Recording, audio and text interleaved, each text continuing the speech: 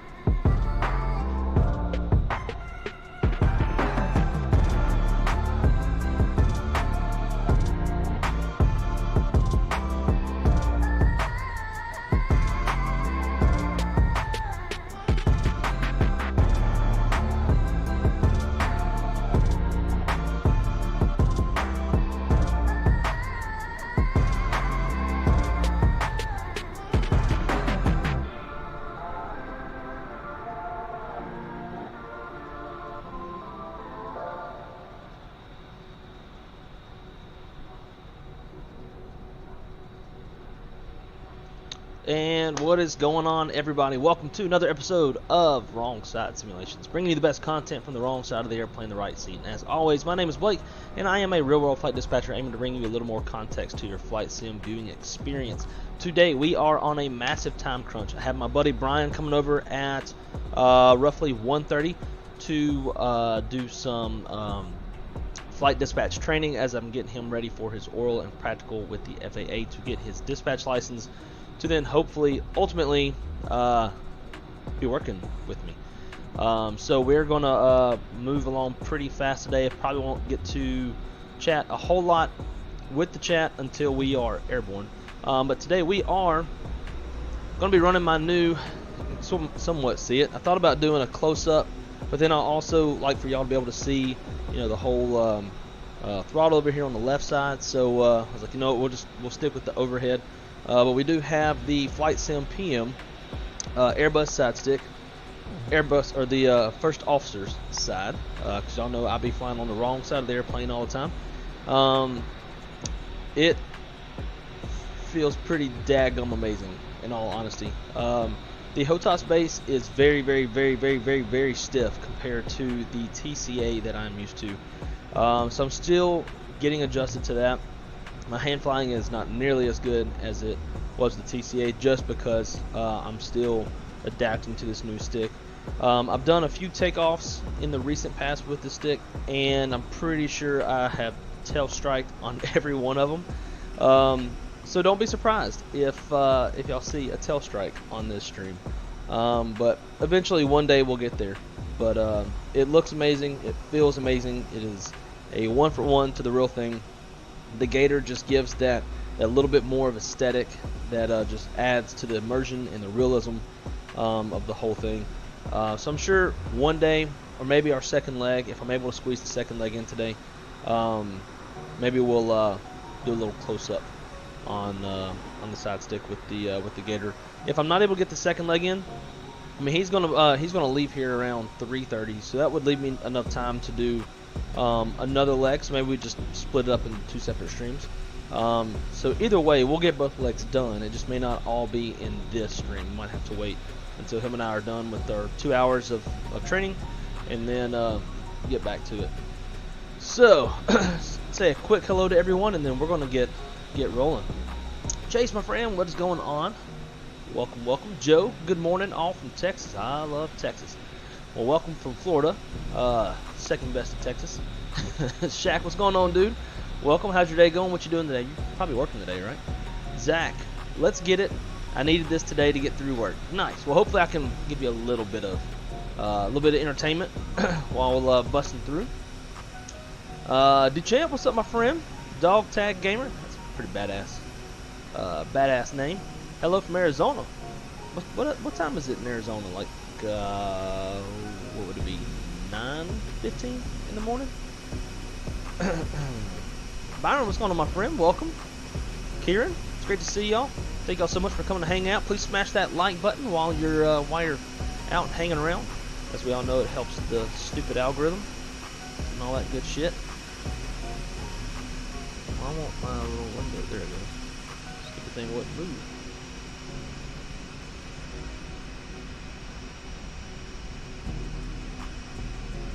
Alright, let's jump into it. We're going to move fast. Get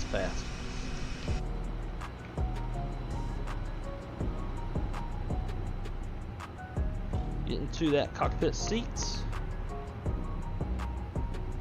Alright. So we got our batteries on. Ground power's already on. Cruise supply.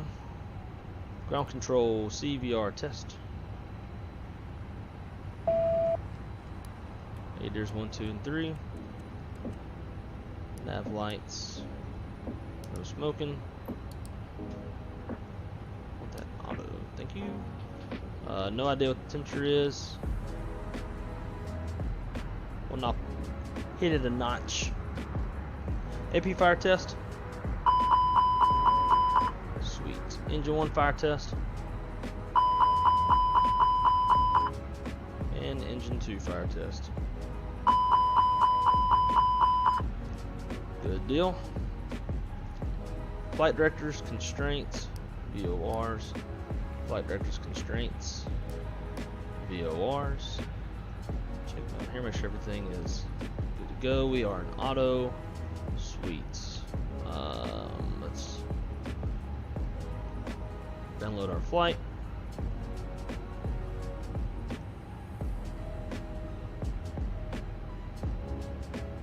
Now 16, let's call it 16:30. Update that. Cool. We'll do a quick boarding.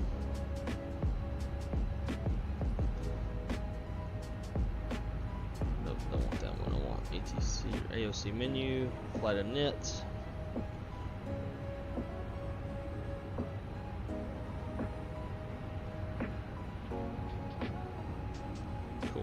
Data, AC status. Nav data is good from 23rd of February to 22nd of March. So we are good on the nav data cycle. Init.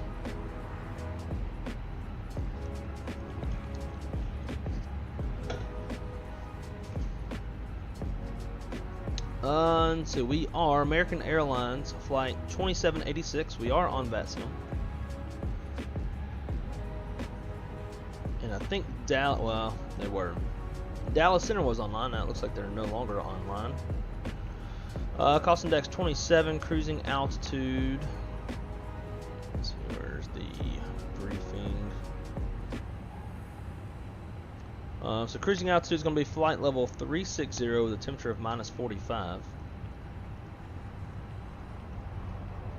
Tropopause, we're looking at 53,000 feet. Got a wind out of uplink.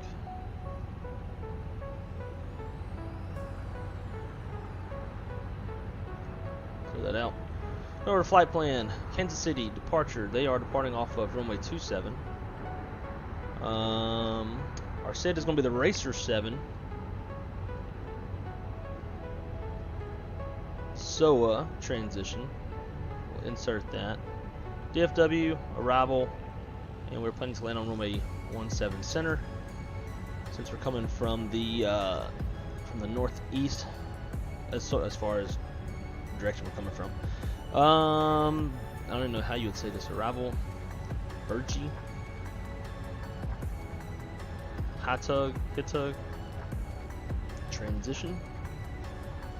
And then looking at my plates, see if there's any approach vias. Bossy, I like that. Let's do that one. Inserts. Look for any discons. Got a discon between the end of the star and the start of the approach, so we'll just leave that. Secondary flight plan. We'll copy the active, and we'll call. What does that say? Sprint. We'll call Sprint our. Engine out hold point, so we'll run a hold off of that. Good deal. It's hard-tuned MCI. It's in there. Init. Go to init B. And our planned zero fuel weight. It's 125.8. Actually, that'd be close to 25. 125.9. Do our standard 30 on the CG. Block fuel is going to be 17.8. Do we have our fuel yet? We do, so we'll turn on that seatbelt sign. Taxi fuel. We got 500 planned. Route reserve is 0. We are carrying an alternate to Austin due to gusty winds and blowing dust. So Austin, we're looking at a burn of 3.8. And our reserve fuel is 3.5. Cool. Set up there. Initial climb altitude.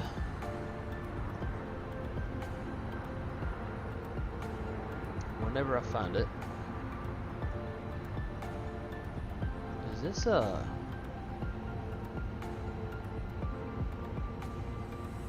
think this put me on a non-RNAV SID. Thanks, SimBrief.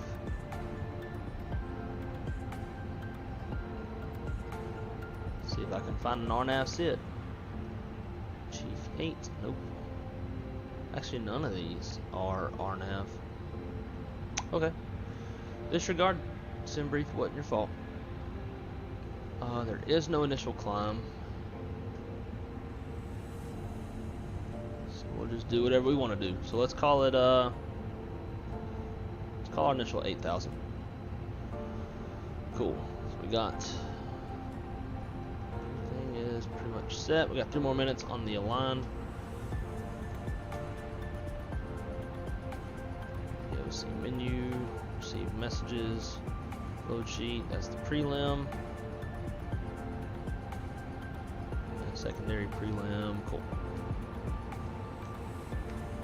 Alright, let's see, let's cross-check our OFP. So we want to, in this aircraft, we want to land at a minimum of 5.5 planned, and we're landing at 9.6, so that is good. CI 27. Wind component, on average, a 30-knot headwind. So we'll be burning some gas. Let's see, so the temperature is 9 degrees, so it's definitely a little cool. Altimeter's 2932. Winds are 290 at 12. It's 11 knot headwind, 4 knot crosswind. Per SimBrief, planning a config 1 plus F, takeoff, runways dry, anti-ice is off, packs on. For landings, we'll be runway 17 center, temperature is 14 degrees, altimeter is 2982, winds are 260 at 13, it's no headwind, 13 knot crosswind, runways dry, anti-ice, be off, AC on, and no en route icing.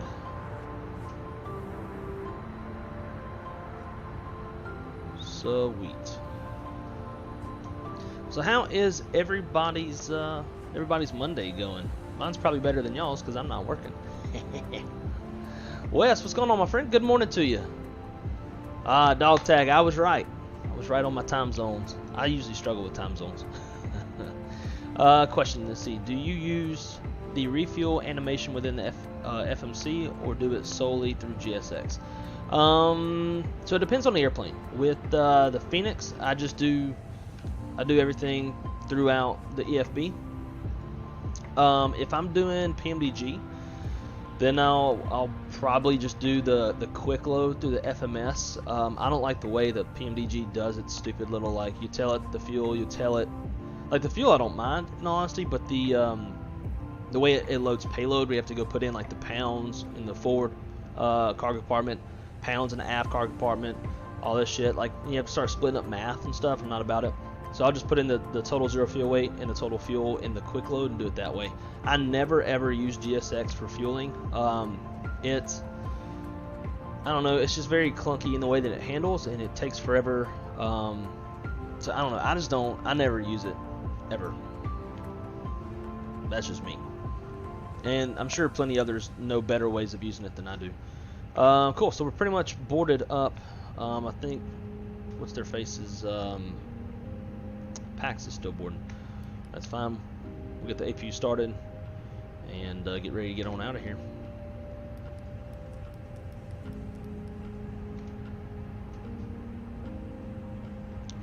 So while we're waiting on the APU to start, let's go through a departure brief real quick.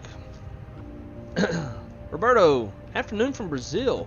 I actually got a couple friends from Brazil, but good afternoon to you as well. So is it afternoon for you? Because it's for us, we're still in the morning. It's 11:30. I would imagine you're probably an hour ahead, if I had to guess. But so yeah, it's what, 12:25 for you guys. But nonetheless, good afternoon, good morning to you. Zach, Monday sucks. Bob Lee Swagger. GSX is a constant fight, right? And for me, the main reason why I even have GSX is, one, the pushback is great. The rest of it, it's more for me, being a flight sim streamer, it's more of the I don't know, like showing, you know, bags boarding and all that kind of stuff adds a little bit to it. So, alrighty, so departure brief. Actually, we can't do a departure brief yet. Actually, we can. We can. I just need to run my performance real quick. So let's see. Let's get our actual numbers. So, oh hell, perfect. So our mag zero fuel weight is already where we had it preset, and I need to change that.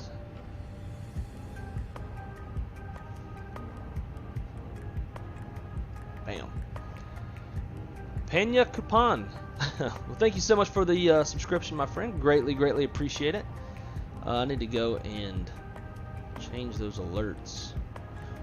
But yeah, thank you so much for subscribing. Hope you are enjoying the content. Greatly appreciate it.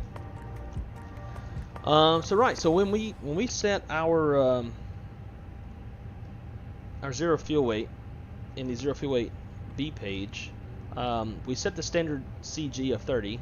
And we've already, that's what the actual is, so that's great. So our zero fuel weight is 125.8. We got 125.9 on there. That's fine. I'm going to leave it. Zero fuel weight CG 30. That's totally fine as well. So let's get our takeoff performance. They are ready to go in the back. So let's go 27, dry. We'll go flaps, 1 plus F. No toga, anti-ice off, packs on. And this is calling 2939, so that pressure's come up a bit.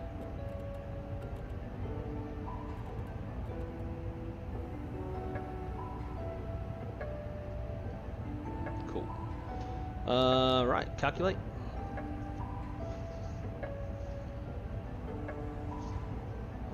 Alrighty. Cool. So our flaps and stab trim is gonna be 1 down 0.1.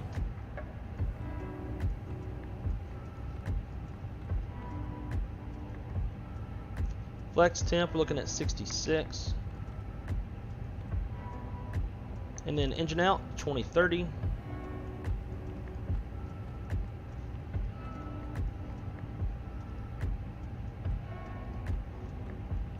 Thrust reduction, acceleration, climb altitude is also 2030, so dropped it in on that side as well. Let's see, V speeds, 139, 140, 142.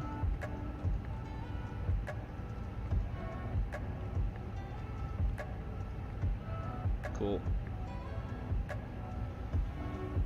Alrighty, everything else is set. We'll get our radio set up. I like to run my comms off of the FO side.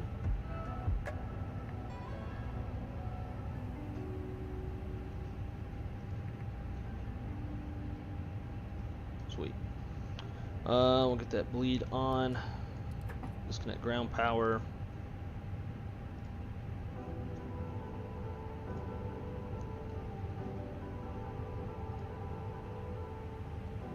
Jet bridge pulled. Yes, it is. Nice. Alrighty, so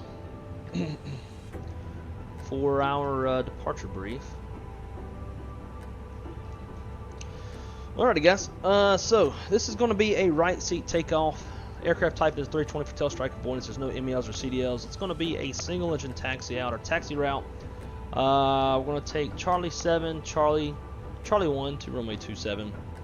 Takeoff runway is going to be runway 27. We do have multiple hot spots with no runways to cross. We got one large hot spot as we enter Charlie 7 and making our left turn onto Charlie. We also have another hot spot. Actually, we do have a runway to cross. We got runway 1 right at Charlie to cross, and we also have a hot spot in that vicinity as well. So we'll use extreme caution as we taxi through those areas. For our emergency procedures, if we have to abort before V1, it'll be my decision to reject the takeoff, call complete stop, set the parking brakes, call flights and start stations, analyze the situation, and call for any ECAM actions or emergency evacuation checklist as required. After V1, we're going to fly over to Sprint. We'll hold, we'll speed up, clean up. Engine out is 2030 off the ground. We are going to be under max landing weight. If we need to come back, when we come back, we'll probably come back to runway 27. If all goes as planned, we are going to fly the Racer 7 departure. Our top altitude is 8,000 feet. 8,000 is blue, and we're squawking 2,000 for now. We are flying on VATSIM, so we'll be making our call-outs as long as I remember. I am likely to be one to forget. Alright, let's clear out this message because I hate seeing ECAM messages. It bothers the hell out of me. So 125.8. That confirms with our what we have in the actual, and then zero fuel weight CG is 30. Our tow CG is 29.0. Let's go here, 29.0. I like to drop that in the scratch pad. Cool. We'll get that beacon on. Let's call for the push.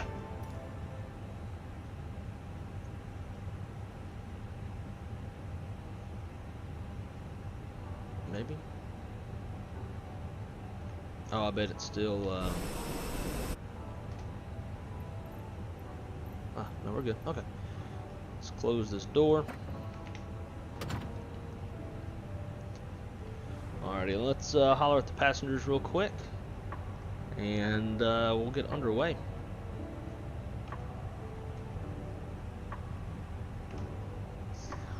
And ladies and gentlemen, from the cockpit, this is your first officer speaking. We are just about ready for push out.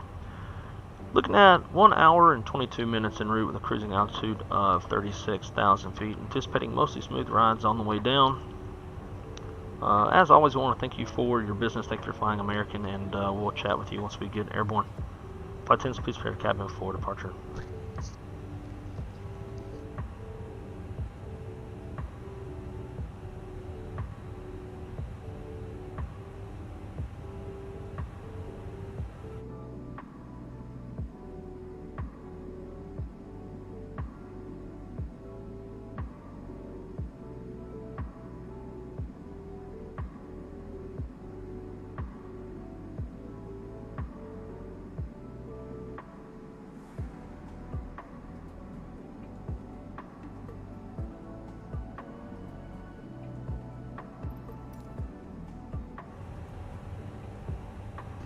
Alright, real quick, before start checklist, maintenance log and tails, onboard and check, cover pets complete, gear pins, covers are removed, signs are on auto, ADIRs are in nav, fuel, min fuel is 16.3, and we've got 17.7 on board.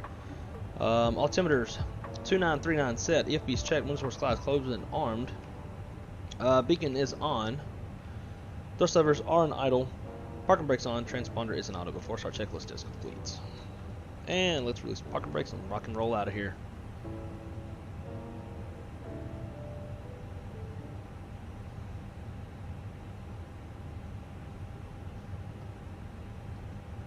Alright, we'll get that second camera turned on. Engine mode selector to start. Checking our bleed air pressure. We need more than 25 psi. We've got it. So we'll roll number 1.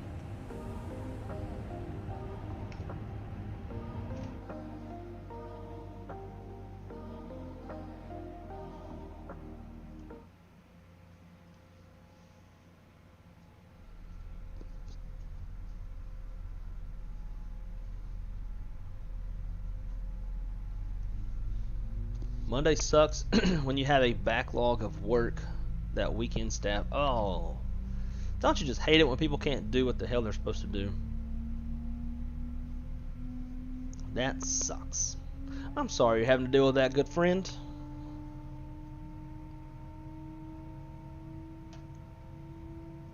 Make sure you hit that like button, y'all. You damn right.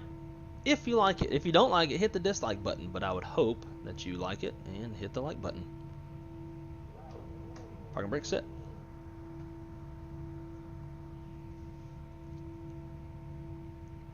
I'm eating 6 country ham and biscuits and 4 things. Ooh, that sounds pretty good.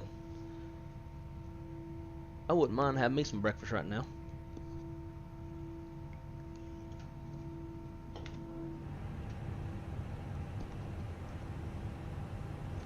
Alrighty, we got a good start on number 1. After start flow. Engine mode selector normal. Arm spoilers, reset rudder trim, flaps 1. It's going to be down 0.1 or 29.0, however you like to look at your CG. See, TCAS is an auto. We'll go TA, and we're going to leave the APU on. Hello. Alright. We're going to leave the APU on since we're taxing out on a single engine, and yellow pump is on. Alrighty, after start checklist. Engine anti-ice is off. Yellow trump is on. Rudder trim 0. After start checklist complete. That's after start for engine 1.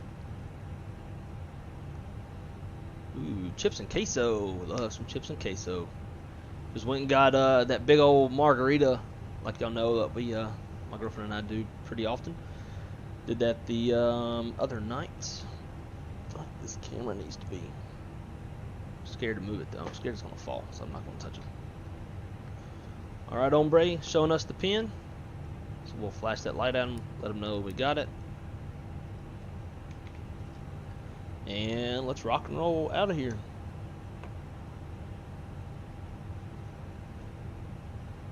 Remove guy. Thank you.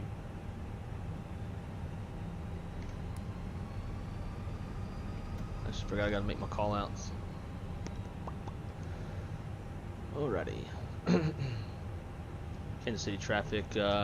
American Airlines 2786. We taxi runway 27 via Charlie 7, Charlie 1. Kansas City. Alright, let's go. Alright, brake check. Pressure 0.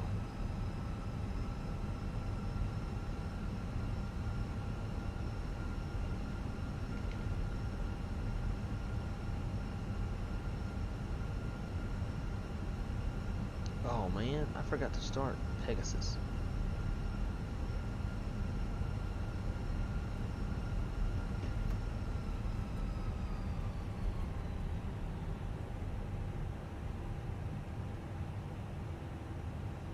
I'm just gonna let it start since I have an engine run.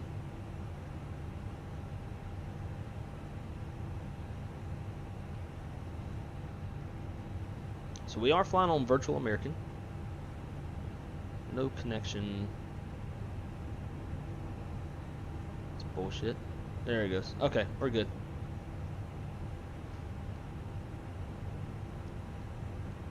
Just want to get my time. I'm not super worried about points. Because as y'all know, Shaq and I are having a competition who can make it to 500 total hours between all of the VAMSIS virtual airlines that we fly for. I think him and I both fly for the same four, which would be Virtual American, Virtual Spirit, Virtual Southwest, and Virtual United. Alrighty, clear on the left, clear on the right. Once we get turned down here on Charlie, we'll start up number 2. We gotta make sure we get that 3-minute engine warm up.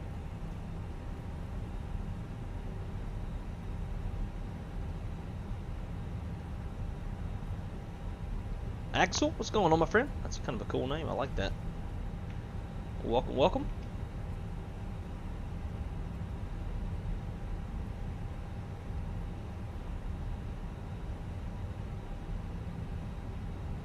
And guys, just in case y'all don't know, I do stream in 1440. So if you want an ultra clear image, make sure to go to the settings in YouTube and select 1440 and get that ultra clear stream experience. Alright, turn off the yellow pump. Engine mode selector start. Bleed pressure is good. And starting to. So a lot of this traffic too that y'all see is real traffic. It's not VATSIM traffic. Trying to get the both, you know, give y'all some traffic to look at while taxiing, but also fly on VATSIM if we have any ATC coverage. Whenever I first started the stream, we had Dallas Fort Worth on, or Fort Worth Center was on, but not anymore. You should try Microsoft Flight Sim Full Motion Simulator. I wonder what happens. If I had one to try, I definitely would. Let's see. Get your truck fixed. Actually, I just picked my truck up a couple days ago. Cost me $1,500, but the total price of the job would have been like $65,000, $7,000 had I not had that protection plan. So that's good. But I'm still thinking about getting a new truck. I'll show y'all what I'm looking at. See you, Delta.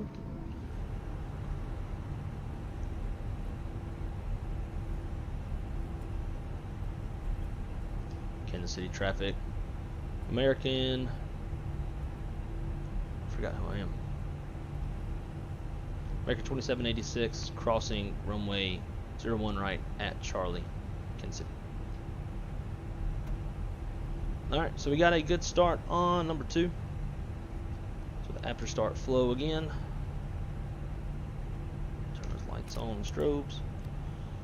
Boom, boom, boom. Cool. And we're clear of the runway. Kansas City traffic, American 2786 is clear of runway 1 right at Charlie, Kansas City. Alrighty, so now we've got engine 2 started. After start checklist. Engine NIS is off. Yellow pump is off. Road trim 0. After start checklist is complete. Mini brief. We're departing off runway 27. Our gross weight's 143.4. Flap config 1 plus F. Fuel 17.6. Yep, 17.6. V1 is 139, V2 is 142, top altitude's 8,000 feet, 8,000 is blue, and our first fix is Kansas City VOR. Flight controls check. You got full up, full down, neutral, full left, full right, neutral rudder. Ah, stupid. Sim settings, controls, that. Alright, now let's try it. There we go. Full left, full right, and neutral. Flight controls checks complete before takeoff flow.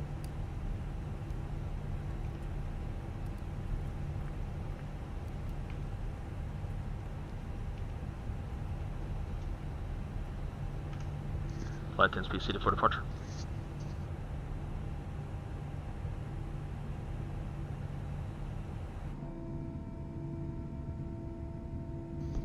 Oh yeah. Alrighty, before takeoff checklist to the line. Gross weight comparison is complete. Pitch trim 29.0%. CG set V1, VR, V2 flex 39, 40, 42, flex 66.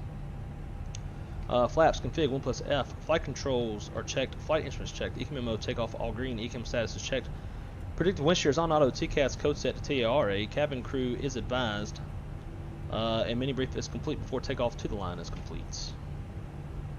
Sweet. We've got 40 seconds left on the engine warm up, and we'll be good to take off.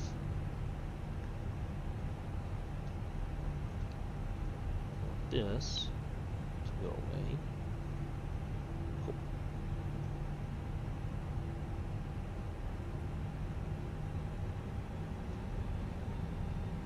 20 seconds left.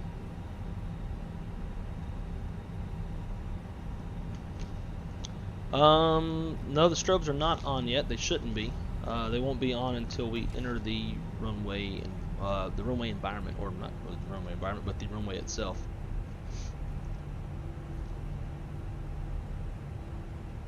All right, so there's our 3-minute engine warm up.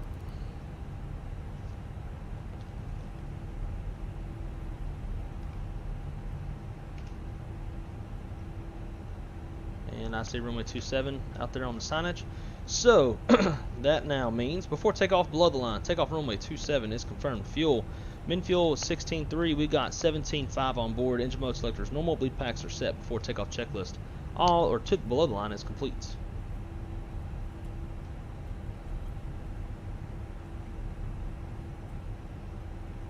Kansas City traffic, American 2786, departing off runway 27, exiting airspace to the south. Kansas City. Alrighty, light them up.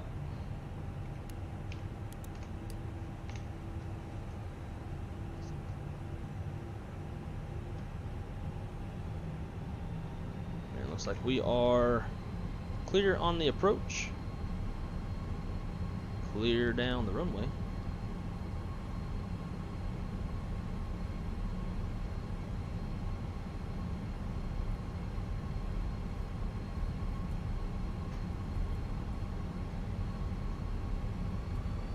Going up to 50,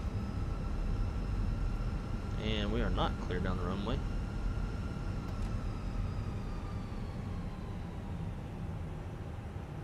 I didn't see that dude when we was looking.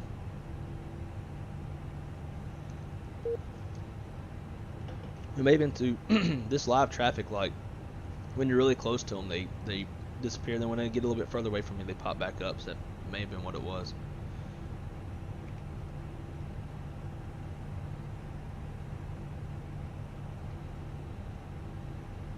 Right, well, there he goes. Nobody behind us.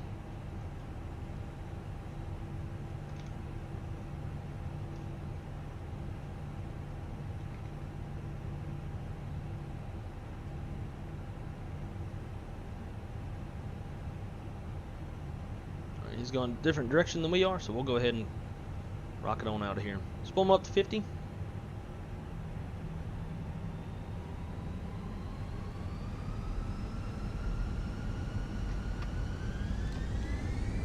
Man, flex, SRS runway Arthur's blue.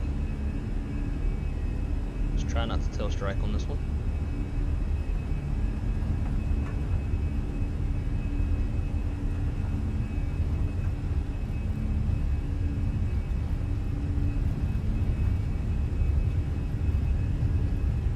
Gusty winds.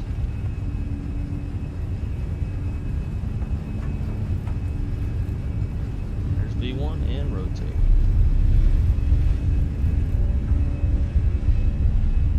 Positive rate, gear up. This one's spoilers.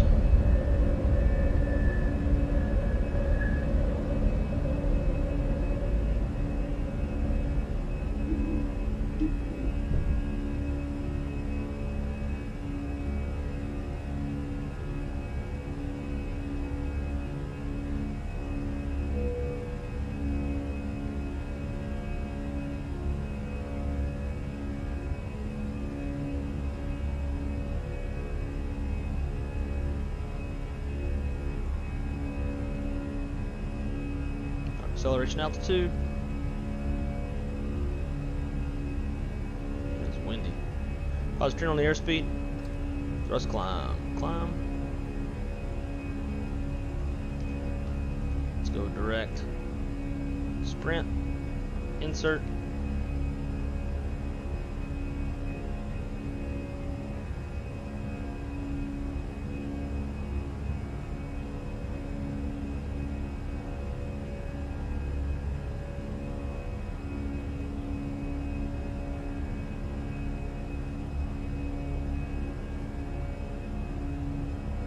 Kansas City traffic. American 2786 is clear of runway 27, exiting the airspace to the south. Final call. Kansas City. So Zach, I know you like flying with. So my buddy's coming over between 1:30 and 3:30. So after 3:30, I would imagine I'm not going to get the second leg in of Dallas to Oklahoma City. We might even do something different. Maybe do like Austin, Oklahoma City, something a tad bit longer. Maybe even get 2 legs in. So if you want to fly with, we can definitely do that, because I'm pretty sure I'm going to have to do a separate stream for that leg. Man, these winds. Alright, there we're above S speed, so flap 0 speed checks, flap 0 after takeoff checklist. Landing gears up, flaps retracted, bleed packs are set, APU is off. We are above 10 degrees Celsius, so it is not icing conditions, even though we are in visible moisture. Just keep that climb coming.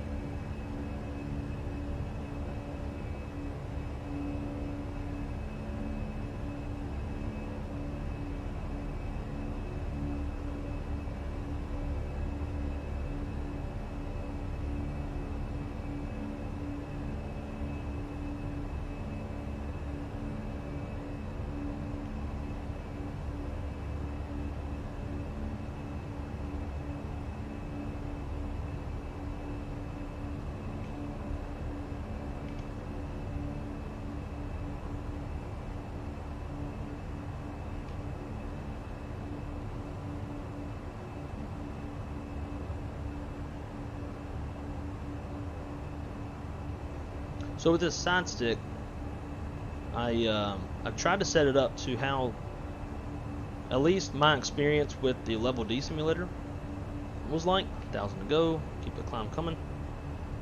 We'll take it up to our final 36. 36 blue, 36 blue.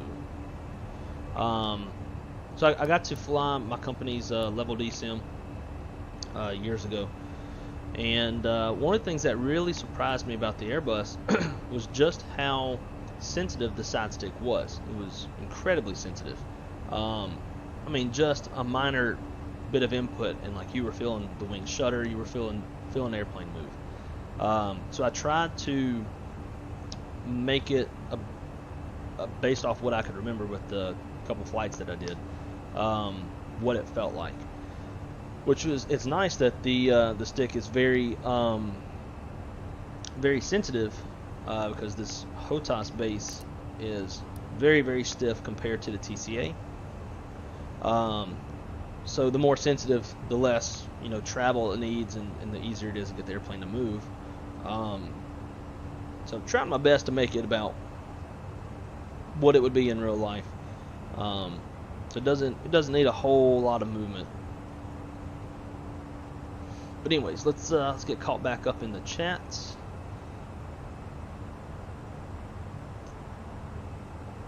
I'm a fatty in a PVC pipe type body. That's pretty funny.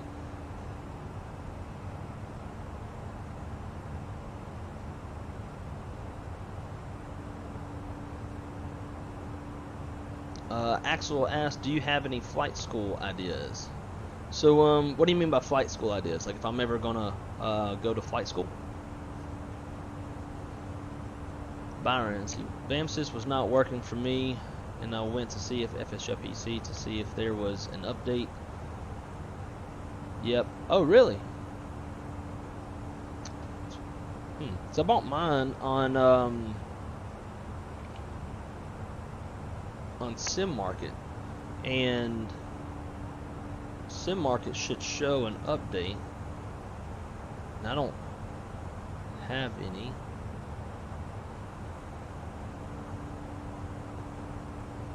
unless the update hasn't come to Sim Market yet. But mine seems to be working just fine. I'm gonna keep an eye out though. Thanks for letting me know about that. FSU.PC would be one of those type of applications that it's like you would never know it was updated.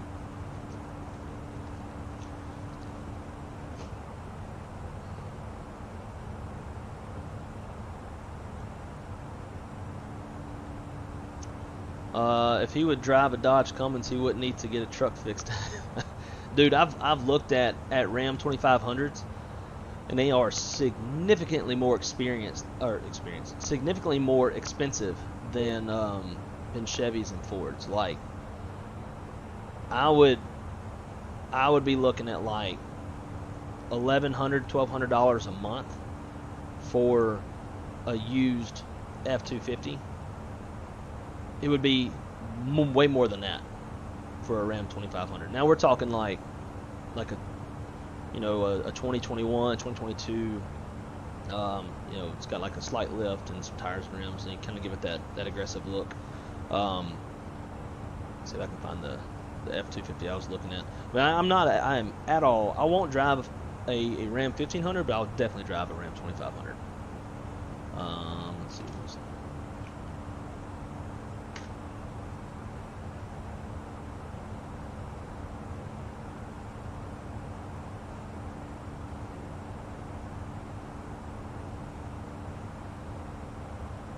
Forwards.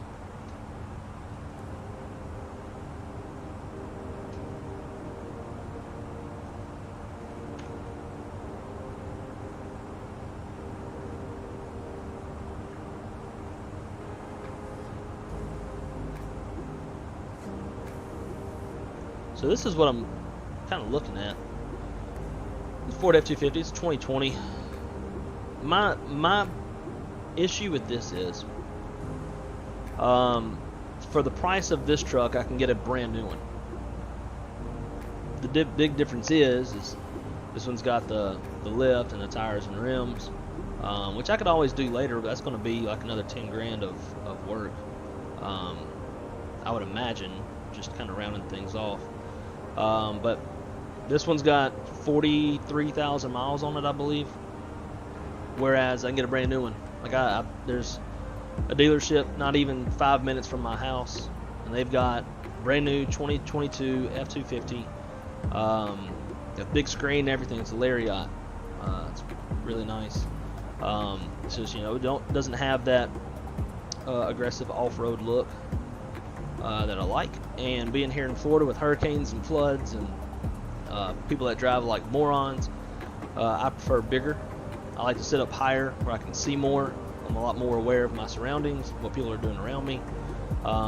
It's relatively often having to hop curbs, driving through flooded waters, stuff like that. And now that I do have some higher income, I would like to start hunting again. Because now that I don't live in Louisiana anymore, it's going to take more money to hunt. I'm going to have to get on at a camp, probably in southern Georgia. There's going to be a lot of money involved with that, and probably get a four-wheeler. So to get back in the hunting scene, it's going to take more money. I don't need a bigger truck than what I've got now, but F-250 has kind of been my small dream truck. Obviously, if I had any truck I'd want, I'd probably go with a dually, but that's just me. So it's like, do you spend the same amount of money and get a less used truck and then have to go invest more money into it later, or drop the same amount of money and get, for the most part, what I want? The only thing that I would like to have from the other truck is I like the big screen that the other one has. This one's got the smaller screen. It does have the top down 360 parking, which I like. But now 2022 Lariats and up have massive ass screen. I had the screen in a couple of rentals that I recently had, and the screen it's really, really nice. I like the way that it organizes So you can have like your Android Auto maps going along with the music on the side. Like the way that it organizes stuff, I really like. So I don't know if that's something I could do later. If I could like retrofit the truck with one of those. But it's she's sexy. She's freaking expensive. Almost $79,000. So and that's the other thing is I would have to pretty much drop all of my savings and shit to get the Note even like remotely doable.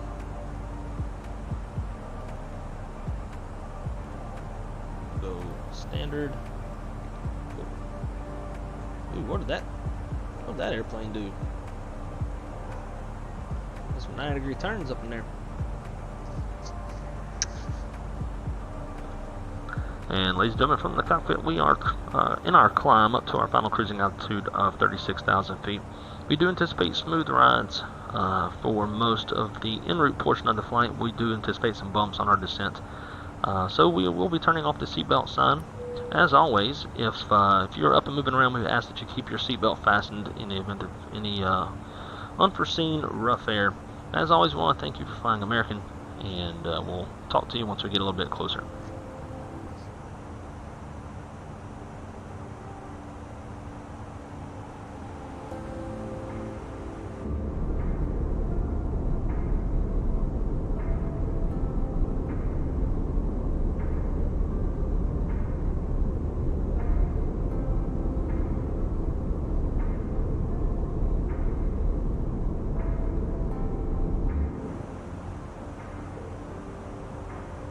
I didn't turn the seatbelt sign on. I turned it off.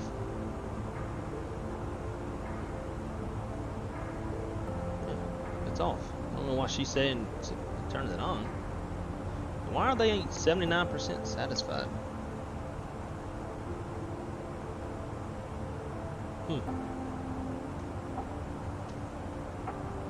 Yeah, they're 79% satisfied, which is weird. I don't know what would happen to make them ill satisfied thus far. Or whatever.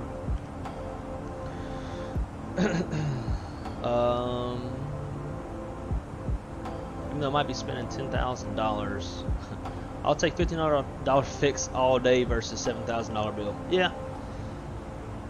I mean, obviously I didn't have to spend as much as could have happened. But in my opinion, I shouldn't have had to have spent anything. The root cause of the whole problem was mechanical, not maintenance.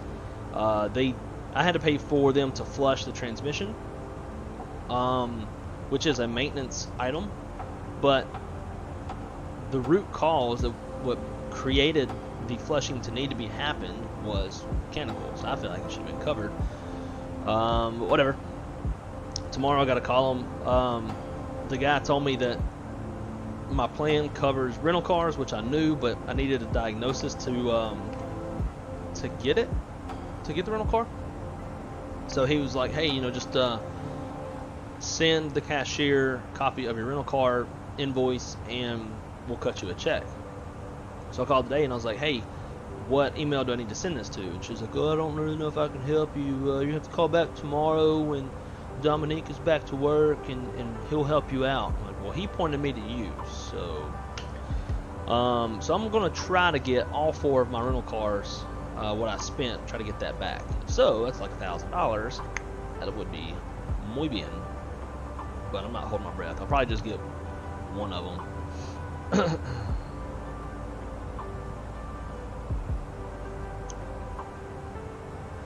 Jay, what's going on, dude? Welcome. Great to see you. What you doing today? You working today? Actually, I suggest finding a CFI and hire him to teach you. CFI will be cheaper than flight school. This is true. He's got to have an airplane to be able to fly. Unfortunately, I've got to shower and get ready for a meeting after work. Oh, that's gross. That sucks. A beautiful day for cloud surfing. Yes, sir. Shaq, you working today? What you up to today? Flight school cost. So, Axel, I mean, it varies depending on where you go. So, your private pilot's license, the PPL. Now, I only know USD. So if you're not American, then I don't know. But if you're American, your PPL is gonna, on average, is gonna be about $7,000 to $8,000. That's a decent average. But when you start throwing everything else in, like your instrument 1 and 2, commercial 1 and 2, the price really starts to go up. I think on average, to get all of your ratings, you're looking at like $70,000 to $80,000. And then to get your ATP, that's, you know, you're better off being a commercial flight instructor to make money while building hours, unless you want to go like tow banners at a beach, or you know, something of that nature. But on average, you're looking at about $7,000 to $8,000 for your PPL. After that, I'm not exactly sure how much it costs to get your commercial, and then how much it costs to get your instruments, and then your CFI. To become a CFI, that's a little bit more training too. I can't remember how much that costs. I got a buddy of mine who's CFI. Let me text him and ask him how much he paid.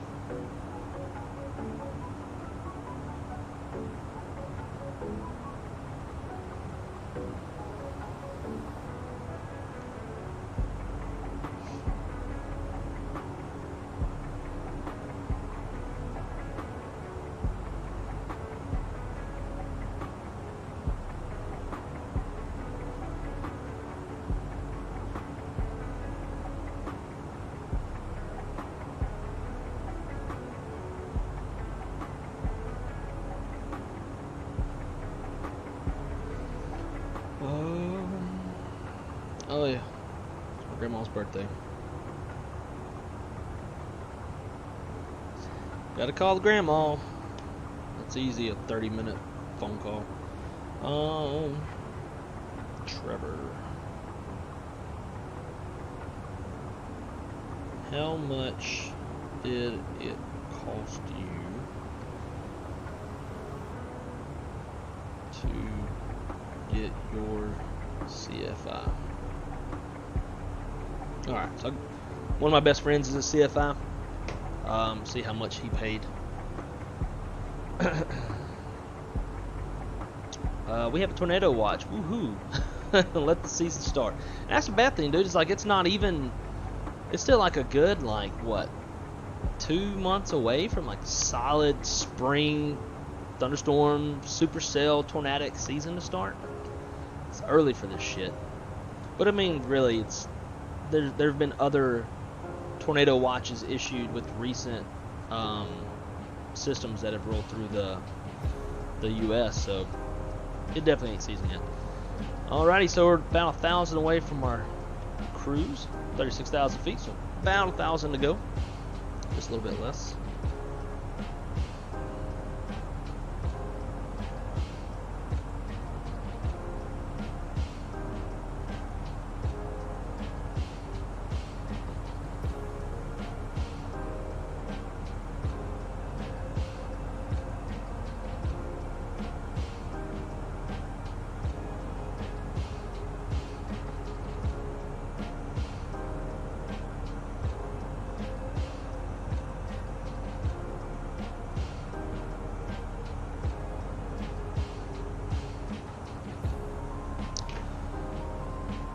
Alrighty, Alt Star, should see Alt Cruise here in a minute. And we'll start prepping the airplane for landing. Finished wiping my PC last night, installing, dude, and that's the worst, man. Having to install everything all over again sucks.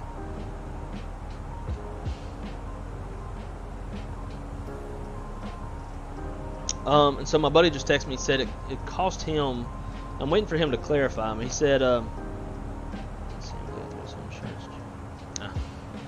so he said that just for his CFI, so he already had his private, his instruments, and his commercial, to get his CFI was $15,000. Now, he said that was at L3 Harris here in Orlando, so it's probably cheaper in other places, but for him, it cost him $15,000 on top of all the other ratings to get his CFI. That's expensive. Muy expensive. Might be the difference from the paid version from the free one. I need to just, oh yeah, just buy it on the sim market because I use it all the time. Plus, I would absolutely highly suggest getting the paid version. There's so much stuff you can do with it. And if you ever like want to create a binding that maybe the sim itself doesn't support, FSUI PC absolutely can do it. Like anything that you can click in the cockpit, from like for example, the weather system. Like I can bind that switch to a button, which I have. So just to make my cleanup a little bit faster after I land, I bound that to a switch or a button on my my Flight Sim PM throttle. So watch, I'm gonna click the video button. So on my pedestal here that I have next to me, it's this button. When I click that, it'll turn that to off. Bam! See? Now just turn it back on. Anything in the cockpit. The only switch I haven't been able to find that I've been looking for is this one. I've found it on the back end of FSUI PC, but it's not in the drop-down preset, which is irritating. So I do want to find this switch. This is the only switch I haven't been able to find. Anything in the cockpit whatsoever, you can bind it to a switch, an axis, a keyboard button, anything. FSUI PC is phenomenal. So real quick, let's prep the airplane for landing. I just like to get everything preset, and then we'll tune it in once we or dial it in once we get a bit closer. I know zero things about trucks. Yeah, all honesty, I don't know them. I'm not the biggest truck person. Like I know more about airplanes than I do trucks, but I have a general understanding of, like, you know, the inner workings of a truck. Cool. So let's prep this up real fast. So we're going to put in KDFW and runway 17 center. 5-mile range ring around that. And then drop another fix. So the final approach fix for the approach is Jiffy. So we're going to put that one in. And I want to put in the opposite of runway heading to draw my center line, which is 356. Cool, we got that. Rad nav, we'll clear out Kansas City. Which VOR is Maverick? Yeah, TTT. So we'll hard tune the Maverick VOR. It hasn't put in the ILS yet. I'll let it do its thing when we get closer. Proc page. KDFW17 center. Perf page. Next. Let's get us a METAR. Oh yeah, we got some dust. So winds are 270 at 11.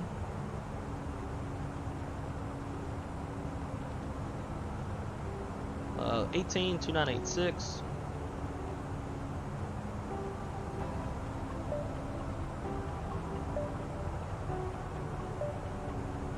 And then our minimums for 200. Playing a Cat 1 ILS. Cool. Perf's done. Fuel prediction. As of right now, looking to land with roughly 10.1, 10.2 on arrival. So that's good. It gives us about 38 minutes of extra fuel to play with. So if we need to go around for an unstable approach or something, we'll have enough fuel to make 1 or 2 approaches. Secondary flight plan, we can delete the secondary. We'll copy the active. And we'll drop in, we'll say 17 right, just in case. In real life, we'd probably be doing 17 left as our backup. And we'll just leave that as is. Cool.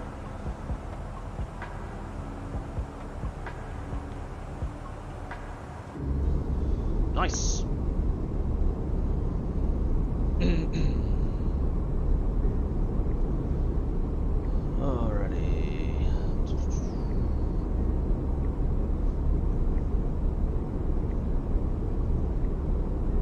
Oh, nice. No, off till Saturday. That's right. I forgot you were off for a nice long spell. Awesome. Oh, Shaq, by the way, if you're still here. I saw last night on your controls, a little program that we used for the shared cockpit. The Honda Jet is on there, so maybe we can do a little shared Honda Jet action. Don't have to stream it or anything. Probably wouldn't be anything worth streaming, but it'd be fun to do. I'm supposed to work in the rain doing traffic control. Well, that sucks. Working in the rain sucks ass. I'm sure Shaq can attest to that one. I used to work in the rain all the time. When I worked the ramp, it's not fun.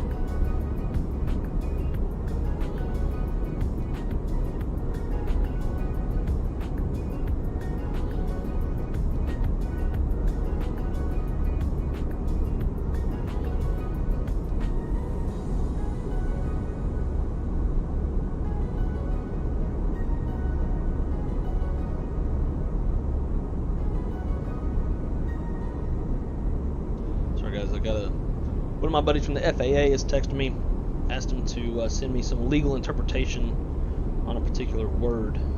So he's sending me what he had sent.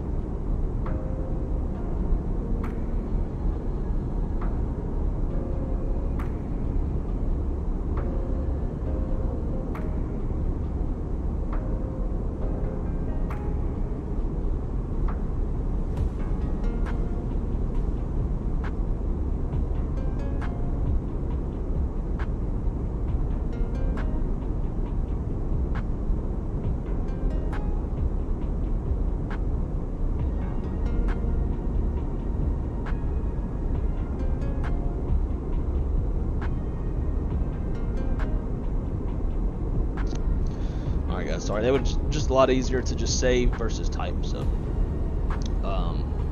yeah, that's what we did.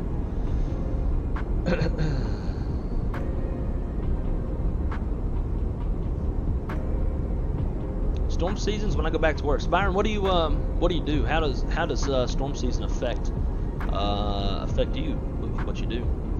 D-Champ, I am taking my PPL now, and it's expensive. Fuel is the main thing. Yeah, fuel's always.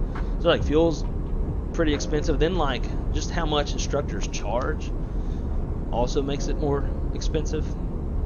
You know, you get like all these old timers like, oh, why don't you go, you know, get your ratings. I'm like, cause one, I'd have to start my career over. Two, it's freaking expensive. And they know it's expensive. They're like, oh yeah, whenever I first started, like, I only had to pay this much. Yeah, bro, that's like 40 years ago.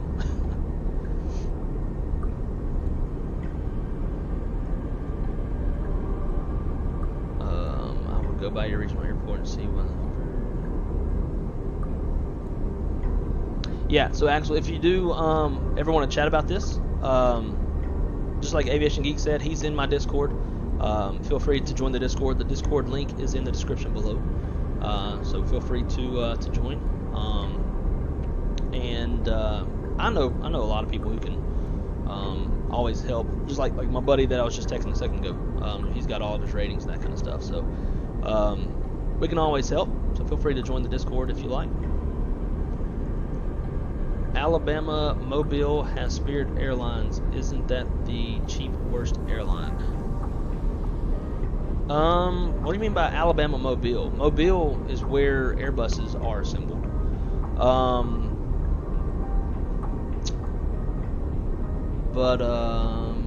Alabama Mobile has Spirit Airlines. Yeah, so Spirit does not fly to Mobile. What you might be seeing would be something about a delivery flight, because that's Spirit does take deliveries from the Airbus factory in Mobile. But no, I would argue that there are definitely other airlines out there that are worse than Spirit. Now, the thing with low-cost carriers is you pay for what you use. So if you don't want to bring a bag, you don't have to bring a bag. Like the free carry-on bags that you get with like Delta and American, United, and all that. Whether you believe it or not, the prices for those carry-on bags are bundled into the overall price. That's why you'll see like Spirit will have a $75 fare up to like a $150 fare going somewhere, whereas Delta's charging like $400, $500, $600 for the same exact flight. That free little water and the free drink and the free bag of pretzels and shit that you get, all of that is bundled into the price, and that's why their price is higher. Now, also too, like they probably have like better seats. The seats are probably a little bit more comfortable and stuff like that. But the thing with ultra low cost carriers is that you pay for what you want to use, and most of the time, not all the time, but most of the time, rates on them are going to be far cheaper than the legacy carriers or the big four. So for people who don't have the money to drop $500 on a round trip on Delta, can still do the same thing for a fraction of the cost and make it to where they want to go. So it's especially important that consumers have that option. And again, it's an option. It's not like nobody's forcing anyone to fly Spirit versus Delta or fly Frontier versus American or United or whoever. It's an option for the consumer, and especially like when it comes to like the holiday season. You know, everybody wants to go visit their family, all that kind of stuff. Even more so, then it's important that people who can't afford to drop $500 can make it home to see their family on Christmas for $175 or $200. So they definitely have a role in the spectrum for consumers. And I think that's why like a lot of people were more excited about the Spirit Frontier merger, because that would probably suit the consumer better. It would allow for even lower costs, or lower fares than what both airlines charge now. So yeah, I mean they're not neither airline, Spirit, Frontier, or Breeze, or who else is an ultra low cost carrier? But any of those guys, they're never bad. Like they're not safe. They adhere to the same safety regulations and FARs and everything that any other airline does. But are they as comfortable? Probably not. If they charge a la carte, which is a different it's a different marketing aspect than some people are used to. That in itself could come off a little bit weird or a little bit different, and some people don't like different. But again, you pay for what you want to use. So if you're just trying to get from A to B, you can do it cheap. If you're trying to get from A to B with a check bag and a carry-on bag and select your seat and stuff, you probably will still save a little bit of money compared to the Big Four. Even though they charge like I don't know, like the higher point of a bag with Spirit or Frontier would be like, I don't know, $64. Yeah, that's expensive for a bag, but in the grand scheme of things, you're still saving money compared to the Big Four. And they still charge for bags too. So, take like, for example, on Spirit or Frontier, let's say it costs, what's 75 times 2? Because I've actually paid this.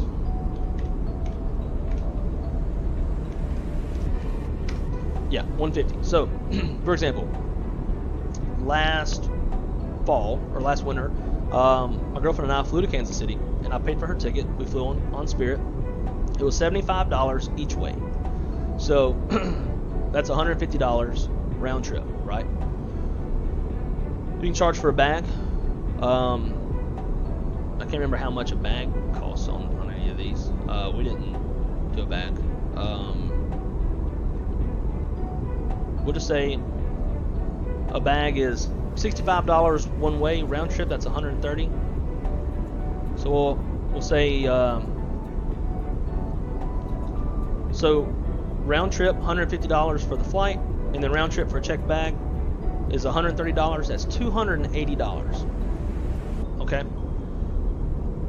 It was going to cost me well north of $600 to do the same thing on Delta without bags. I didn't even get to the bag point because I was like, shit, for over $600 just to fly to Kansas City and back. And I didn't even look at the bags yet because I think their bags are $25 one way, so that's another $50. So now you're talking like $650, $700 to fly Delta versus $280 to fly Spirit. And ultimately, you're doing the same thing. You're just flying from A to B with your bag. It's a short flight. It's going to be like 2 hours. I think you can suck it up on a less than Delta comfortable seat for 2 hours. So, they definitely have their purpose. So that's just my outlook. That may have turned into a little bit of a rant, but that's my outlook on low-cost carriers. If you can afford to fly Delta and stuff, then shit, do that too. To each their own.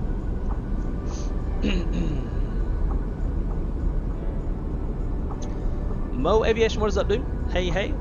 I'm probably getting to your message super late. I always get hung up in the chat and really slow, but hey, back to you as well. Welcome aboard, my friend.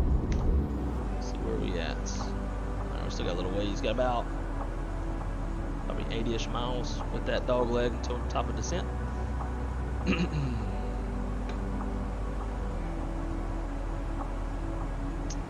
Spirit is not like Ryanair.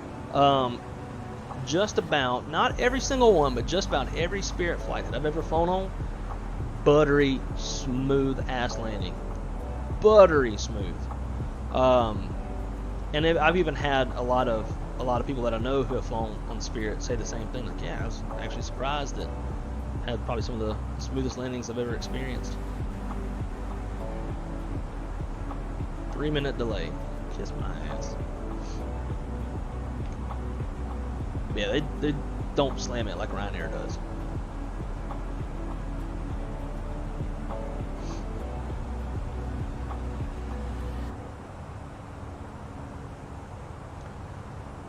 I served my time in the military, so it's being paid for by. Oh, there you go. That was how I did my my dispatch license. when I got medboarded out of the Air Force, the VA paid for my dispatch license. It's definitely nice.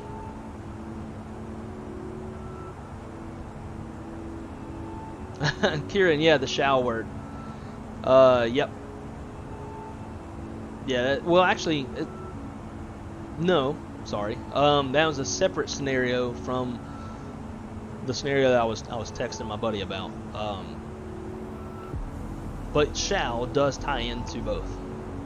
I think shall and may tie into just about everything, right? So the consensus was shall means mandatory, and may implies discretion. So shall means you must, and then may means you have a choice.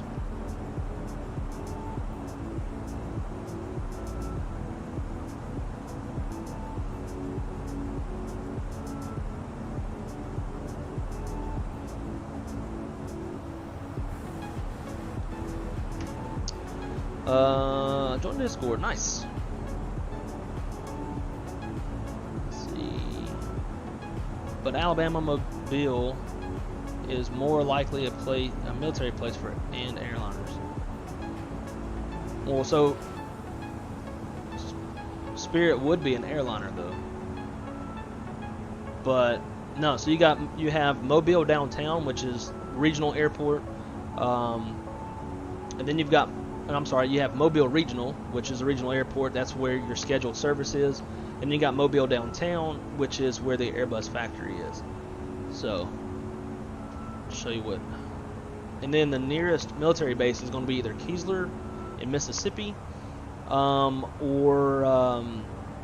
Pensacola Naval Air Station in Pensacola, Florida. So let's go maps. So at my airline, one of my special projects is I handle delivery flights. So we take flights from, and we operate Airbus. So we take flights from Toulouse, we take flights from Hamburg, and we take flights from Mobile. So I'm very well versed in where airplanes come from and that whole thing. So again, let's find Mobile Regional. So here's Mobile Regional.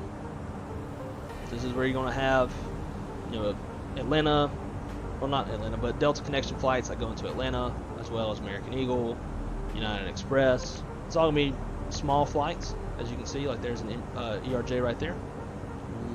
Probably United Express. So this is where your scheduled service is going to come into. Let's see, and that's GA. It's like Embry-Riddle has a schoolhouse there. But yeah, there's no military here in Mobile. And then once you come over to Mobile downtown, so here's the Airbus final assembly line. So this is where they're building Airbuses. It's like I can't remember how you say their name, Day or whatever. But anyways, they're building their little GA airplanes. Yeah, this is just an Airbus final assembly factory. In fact, at my airline, we've got like a good 6 or 7 airplanes that we're taking from here in the near future. Like over the next 3 months, we're taking like 6 new airplanes from Mobile downtown. I will be on the dispatch side. I am in charge of that. So yeah, no military here either. This is just they do run cargo into here, like FedEx, UPS, but predominantly GA and Airbus Dyer factory is here in Mobile downtown. Your closest military is going to be Keesler, which is in, I believe it's in Gulfport. It's Gulfport Airport. What's this? Yeah, Keesler Air Force Base. That is here in Gulfport, and then the next one over is going to be Pensacola Naval Air Station. I cannot say that fast. Home of the Blue Angels, and you can actually see the Blue Angels here in the satellite imagery. If any of y'all are ever down this way, I would highly recommend going to the Pensacola Naval Air Station Museum right here. It's a pretty cool place. Got lots and lots of video, lots of stuff to check out. They even have some simulators, which are pretty cool.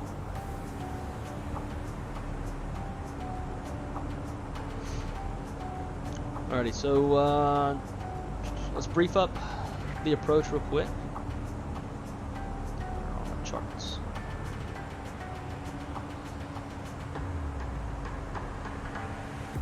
Okay, so we are planning the ILS runway 17 center. Approach frequency is 110.3. Final approach course is 176. Jiffy 2,300 feet. Decision height is 200 feet off the ground. Touchdown zone elevation is 562. We have a standard 3-degree glide slope with approach lights. Pappy on the left. We go miss. We'll climb to 3,000 on a 176 heading direct yip route. To shoot this approach, we need 200-foot ceilings, half-mile visibility. We've got that. No worries there.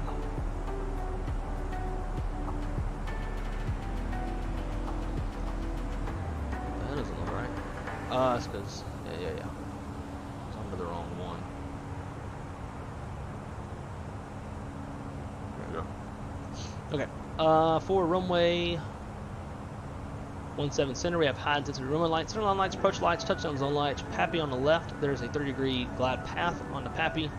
It's grooved. RVR is reporting, and from the glide slope, we have 12,300 feet runway. It's 150 feet wide. Once we land, it's going to be a left-hand turnoff. Probably turn off around Mach 4. We'll cross runway 17 right and into the ramp, where we will probably conclude this stream. And then once I'm done, after my buddy comes over and we finish up our training and stuff, we'll do a separate stream. We'll do part 2 and fly Dallas to Oklahoma City, or maybe probably do Austin, Oklahoma City. Something like that. I'm not a fan of the Dallas airport. There was just I couldn't fly Oklahoma City. I'm sorry, I couldn't fly Kansas City to Austin in an Airbus on Virtual American, so I had to switch it to Dallas. Right. So with that, we're gonna arm our ILS push buttons. We're gonna go auto brake low, and I just tell you what, we'll conserve our brakes. We won't use any auto brake. So with that, let's run our landing performance. Runway's dry. We'll go do runway 17 center. Refresh METAR. We'll apply the METAR. 27011, 18, 2986. Cool. Auto brake low. We'll go max reverse. Manual landing, full flaps. Auto thrust will be on. Let's see our landing weight. It's planned at 135. We'll just call it our planned 135.5.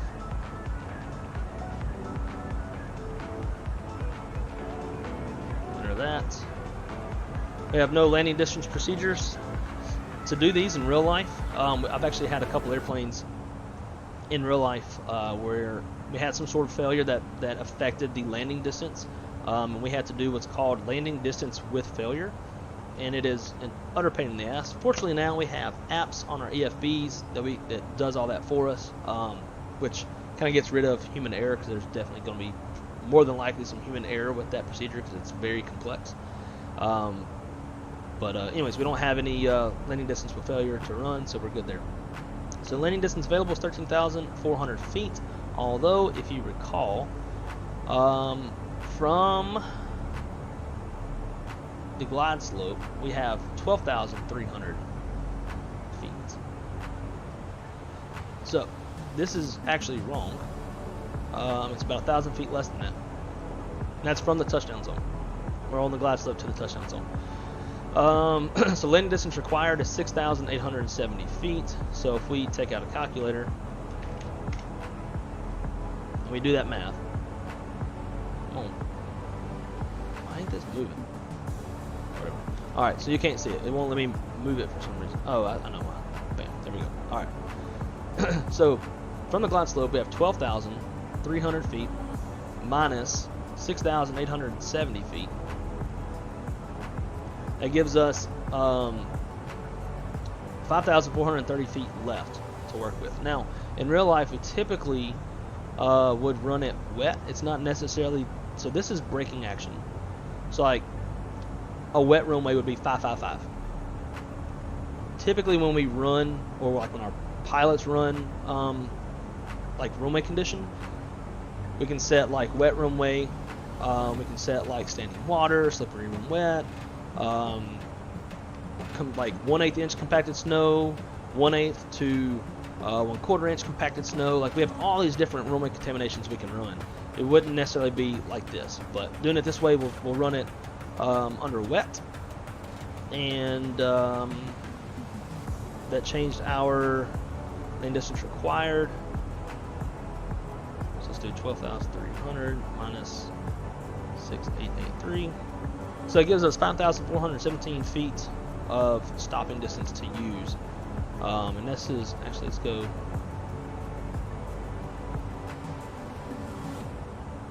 Now you can't even do no auto brake, so it would be a little bit longer. But with us having a nice long runway and it's dry, we're good on the landing distance. And we missed our top of descent. Alright, so now I'm going to show y'all a cool little way to have a real steep descent. So we're going to slow the airplane down to about 240 knots, bring the spoilers out. Now if you ever need to come down really, really fast, this is a great way to do it. So spoilers are out, slowing down. We're going to increase the speed a little bit. Stay above that VLS. Alright. Let's pause music. Now check this out. So we're going to dial it down. We'll just say 20,000 for now. Alright, we're going to go open descent. So we got thrust idle, open descent. Airplanes will start coming down. And now we're going to spin the speed up. So the airplane is going to pitch for speed. So we got the spoilers out to also help with drag. We've spun the speed up, so watch this descent rate. 32, 33, 34, 35, 37, 38, 40,000 or 4,000 feet per minute, 4,200 feet per minute. This is like, it will get to be very, very, very steep. Somewhat uncomfortably steep. So this is a method that is not used every day. This is only like if you really need to come down fast. This is how you would do it. So come back over here to our prog page. We're 4,000 feet high. That's going to shrink pretty quick.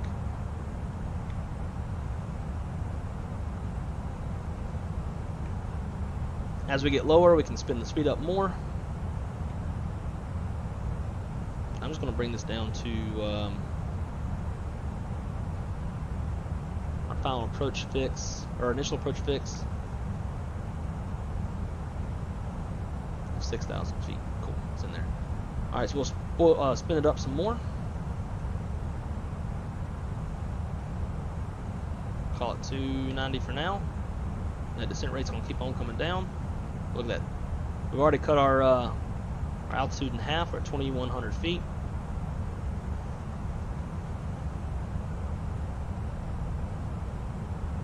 And as we get close, once we get to about 1,000 feet left, I'm going to put it into vertical speed and kind of shallow off that descent rate.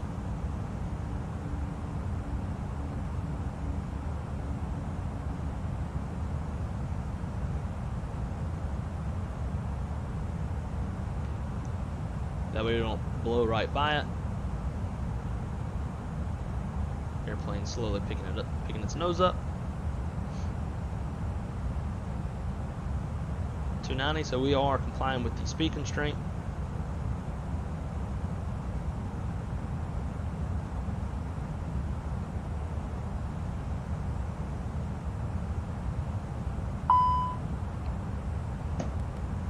Stow the boards.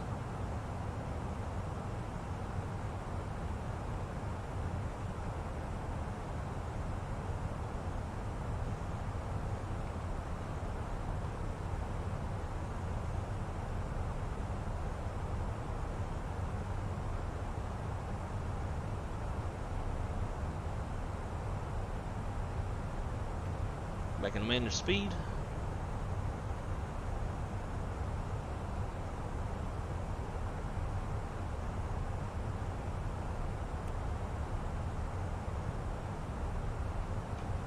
So it's a little squiggly line we'll know will intercept the glide path before we reach this constraint, which is what we want to do.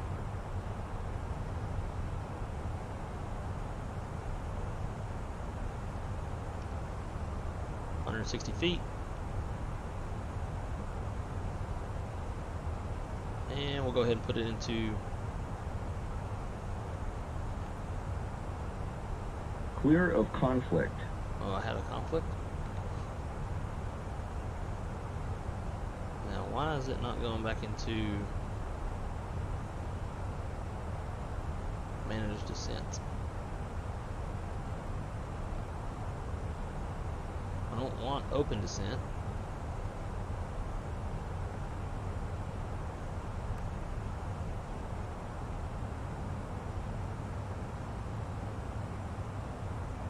I don't know if that conflict kind of messed things up.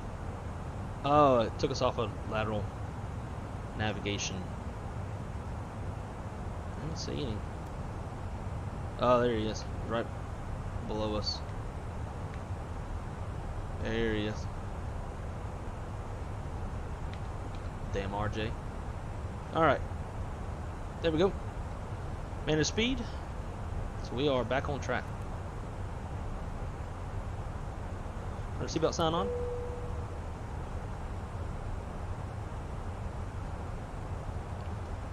Update our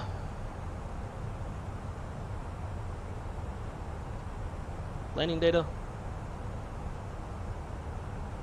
2711, 6 actual miles, dust, clear skies, temperatures 18, 296. Alright, same, nothing's changed. Cool. So again, ILS push buttons are armed. 110.3, final approach course 177. Perfect, we are all set.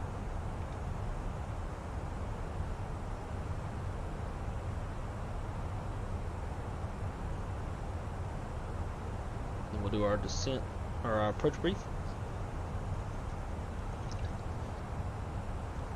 Uh-oh.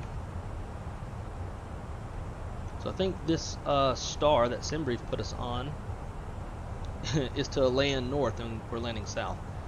So we're about to run into a problem. We're going to have to go from where we're at to here in a straight line almost. Actually, we can come down to here and then 6,000, 12,000. So yeah, we want to probably expedite our descent a bit more than what's on profile.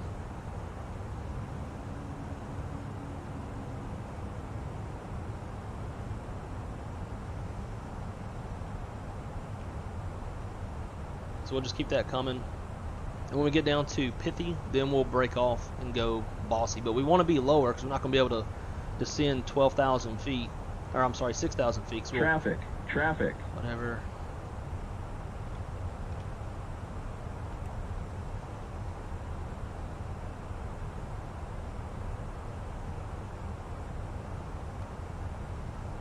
This is the downside of running live traffic.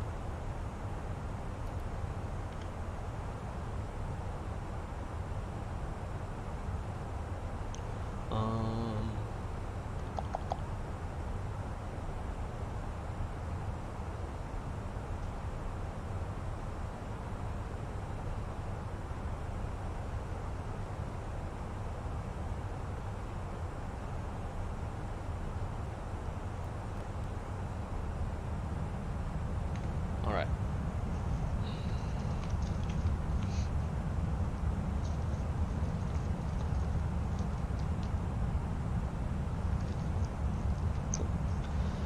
Approach checklist. Seatbelts are on. Let's check the status page. Cool.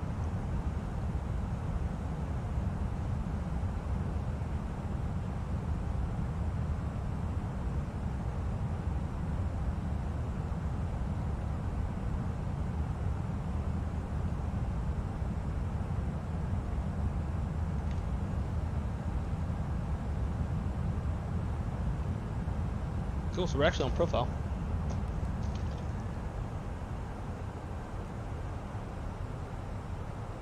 Just trying to get some separation from the dude out there, wherever he's at.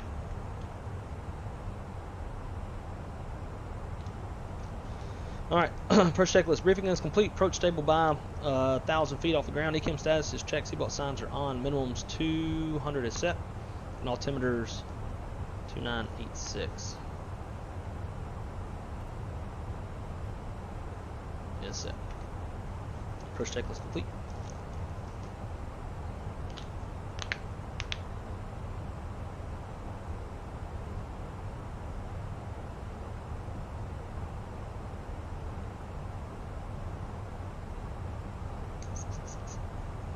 So I'm going to go ahead and schedule our second stream, the part 2 to this one.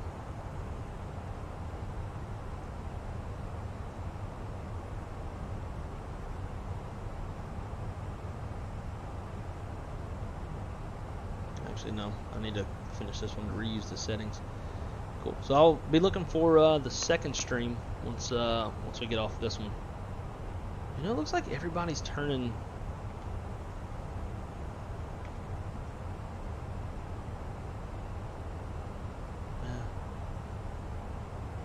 Live Ada showing.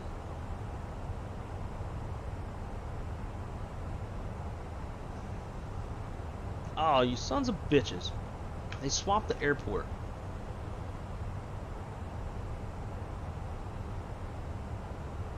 Sons of bitches. So, when we departed, they were landing to the south. Now they're landing to the north. That's a fun, flirty time. Flight plan, DFW, arrival,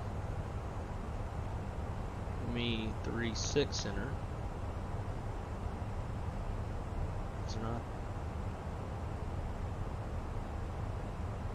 35 center, yeah.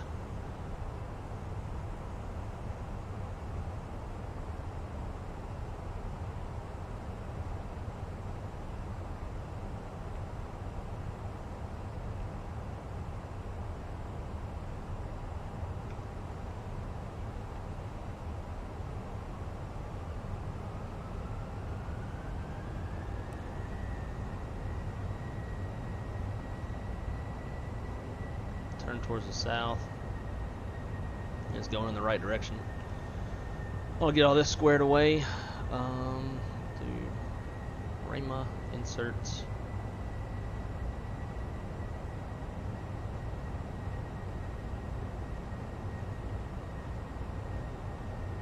Alright, so we'll just vector ourselves.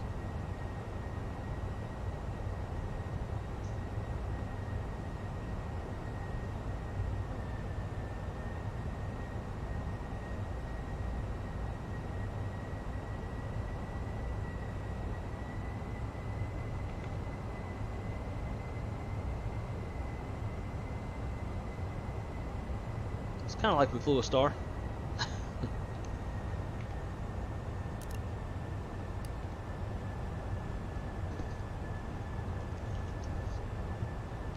Alrighty. Try to get back into some of this chat.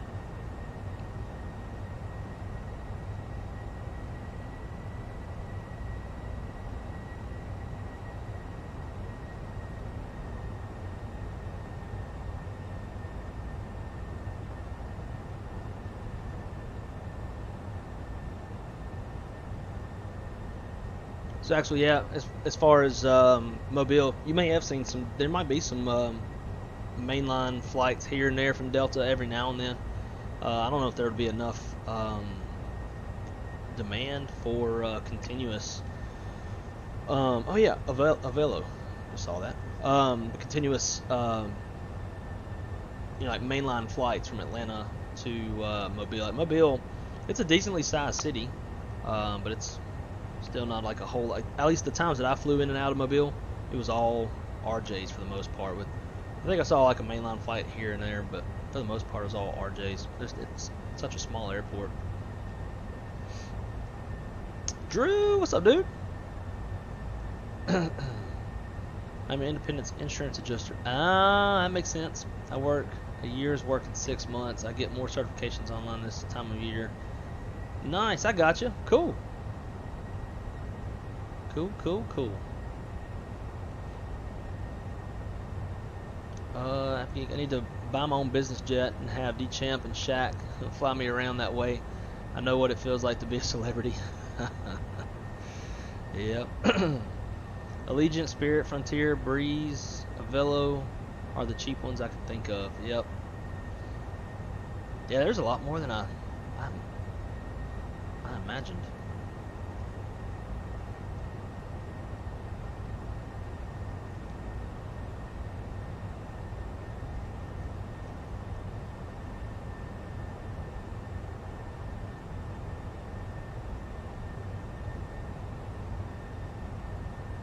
So Axel, when you say you thought it was much cheaper than that, much cheaper than what, like $500-ish or so for Delta, or?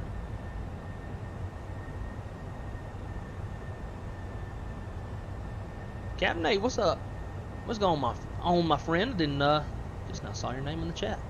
Trying to get caught up. I get on rants with airplane stuff. Get distracted.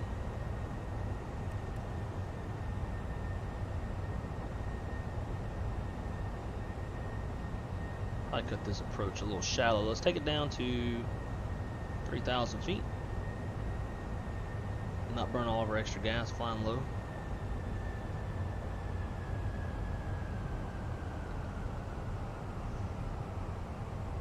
Slow down to 230.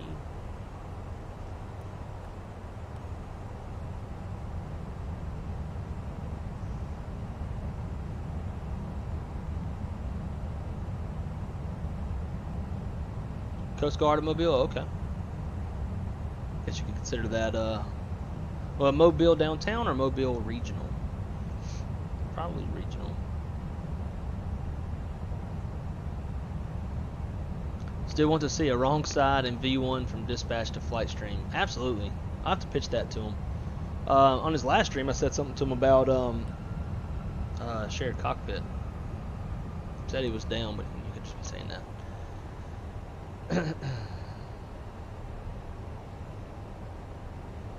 Oh, yeah, for sure. Get a poll started on that one. That would definitely help push things along.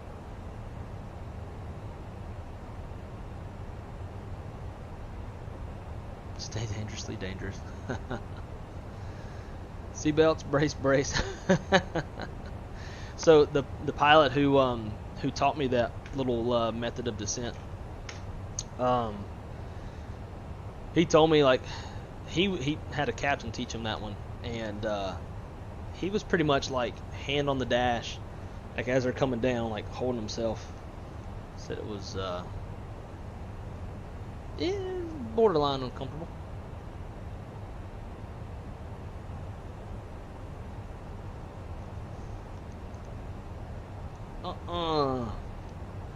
A lot of streamers have a livery, but who has Airport HQ? Where the hell is this? Where's the HQ at? This is legit.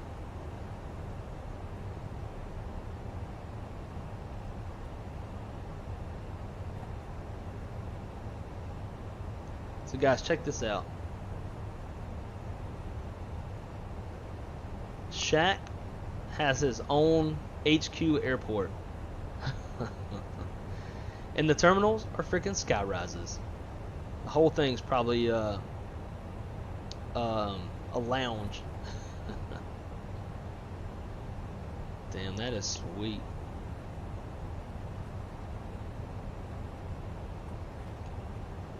You got a logo on the runway. That is awesome.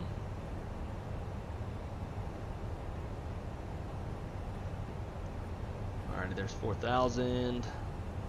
Let's go direct. Days, insert.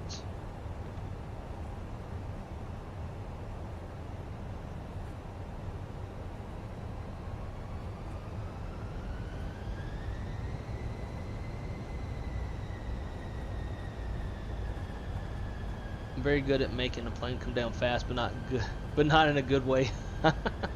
Are you as good as bringing it down Shaq fast, like his approach into Denver, where he went from like basically, you know, everything's nice and normal, and then MCAST it, an MCAST descent? Yeah, it's definitely windy out there.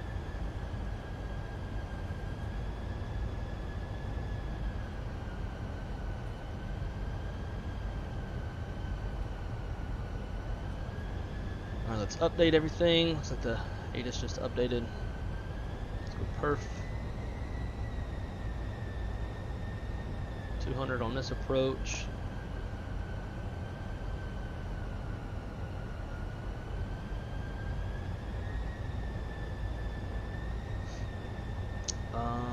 Let's see, winds are 280 at 9.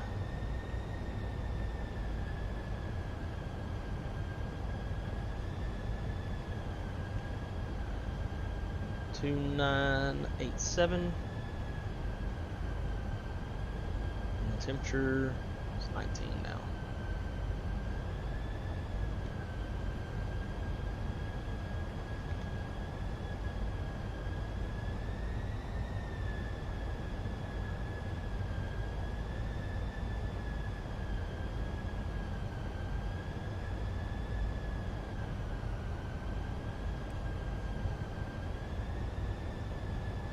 Bring it down a bit, otherwise we're going to be above the glide slope when we capture the localizer.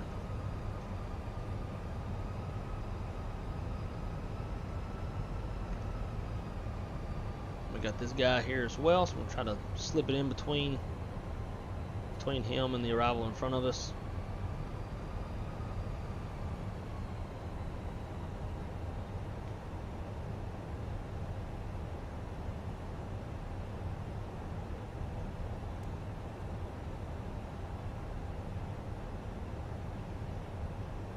Alright, so to quickly brief this approach, frequency is 110.3, final approach course is 356, final approach fixes jobs 2100 feet, decision height 200 feet, touchdown zone elevation is 563, 30 glide slope, if we go miss, 3000 on the Maverick VOR, direct bossy, men's 200, 3/8 of a mile, we got that, so no worries there.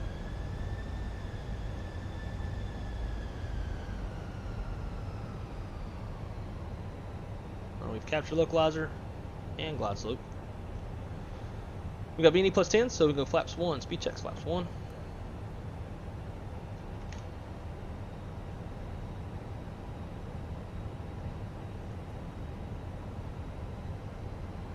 Four-wheel traffic, American 2786, 7-mile final, runway 1, correction 35 center, Fort Worth.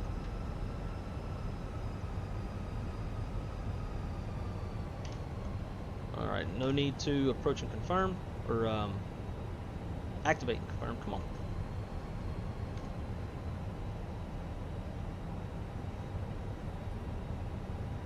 Five miles out, let's go. Gear down. Arm spoilers.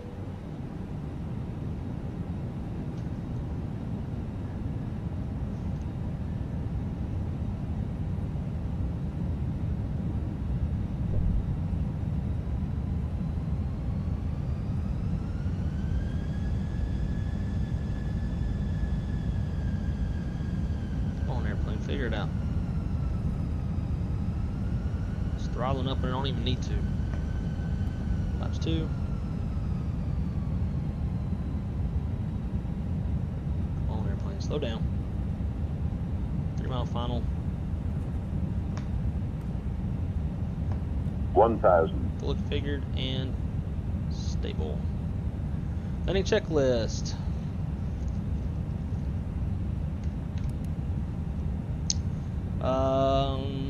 Boom. Cabin crews advised. Auto speed, auto brakes, none. And economical landing all green. Landing checklist is complete. 500. My airplane.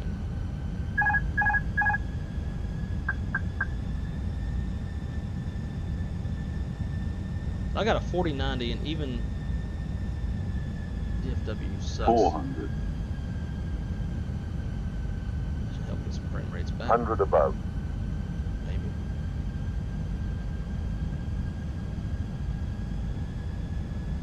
Minimum. Continue. Jesus. Fuck this airport. 100. 50. 40. 30. 20. Retard.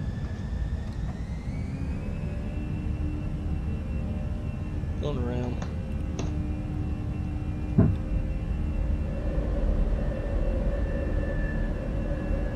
stuff to try to make those frame rates better. I can't land in that shit.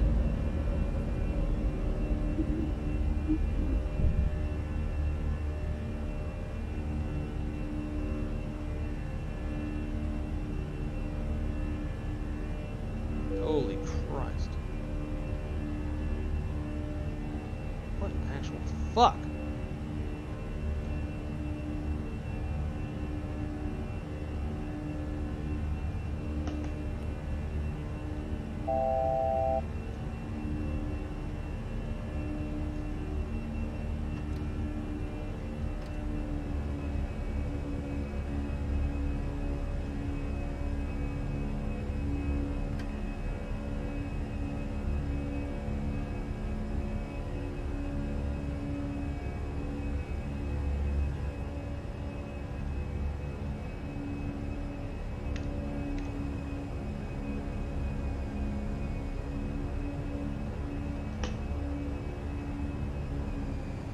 I just turned all the traffic off, so hopefully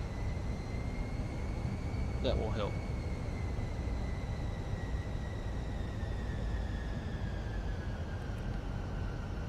Dude, this is bad. I've got a 4090, like everything is usually butter smooth. In Dallas, handcrafted airport wrecks it this much. It's pretty sad.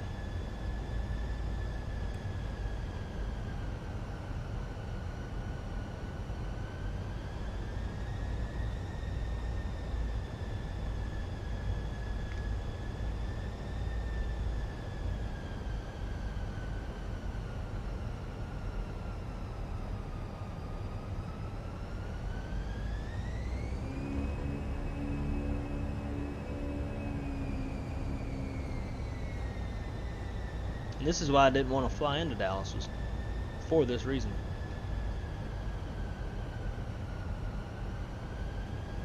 DFW traffic, American 2786, one round, runway 35 center, making a right-hand turnout to the east and get set up for the approach again.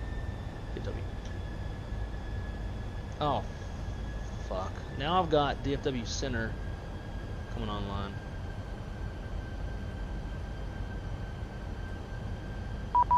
Yep, there they are.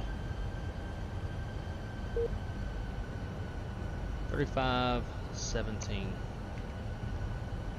Cool, he can work us in.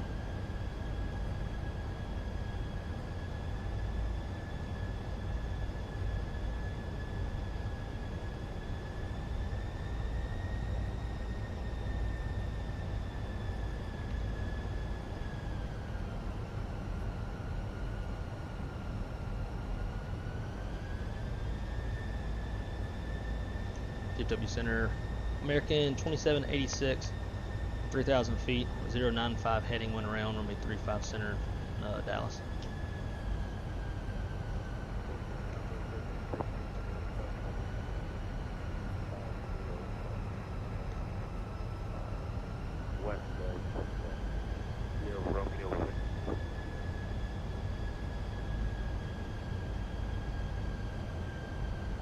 American 2786, Fort Worth Center. Squawk 2410, fly heading 090, climb maintain 5000. 2410, climb maintain 5000 for American 2786. American 2786, I apologize, I mixed up with the squawk. It's going to be 2140. 2140 for American 2786. And the Southwest calling Fort Worth Center, say again. Southwest 1315, 12350.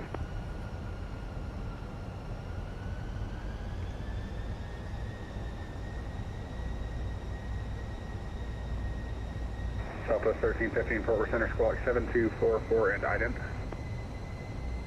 Sorry, second. Squawk 7244 and ident. 7244 ident, Southwest 1315. American 2786, expect the visual approach runway 17 center, DFW altimeter 2987. We'll expect visual for runway 17 center, American 2786. Southwest 1315, radar contact 37 miles north of the Alpha Sphere.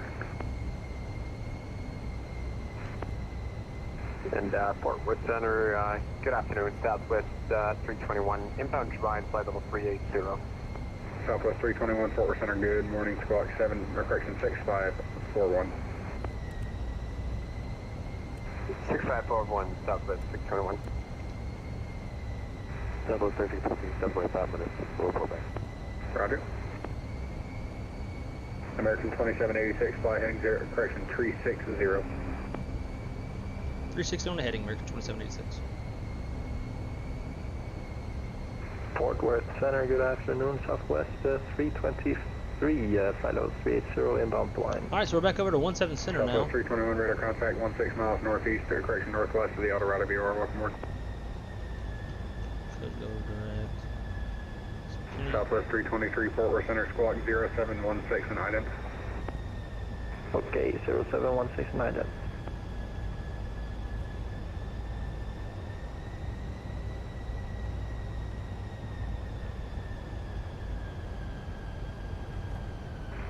Southwest 321, just to confirm radar contact. Southwest 320, affirmative. Southwest 323, radar contact, tree 4 miles northeast of Texarkana VOR, welcome aboard.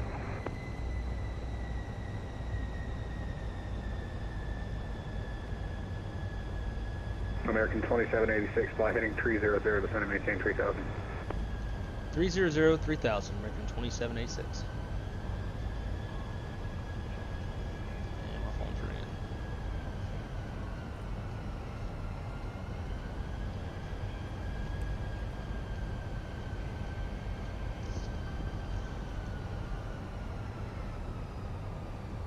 Hey, brother. Oh, pretty good. Just doing a little flying. What's going on with you? No, just getting up, getting my day going. Just wanted to see if you're available maybe at about an hour. Time for it. Sure. Yeah, I was planning 1:30 start, but whatever time was good with you. I'm not doing anything. I'm sitting at the house. What time are you finishing your flight? I'm on approach now, so I'll be on the ground like the next 10-15 minutes. Okay, I can leave here about that time. I can be at your house. I can leave in about 10 minutes, be at your house at 8:15, so about 20 minutes or 30 minutes or so. Perfect. Sounds good. Okay, I'll head over. Alright, dude. See ya. Bye. So my boy Brian, make sure we're still good for alright. So I need to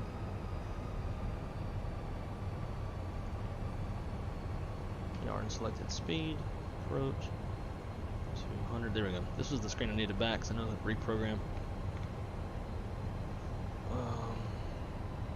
Flight plan. I'm gonna get rid of this stuff.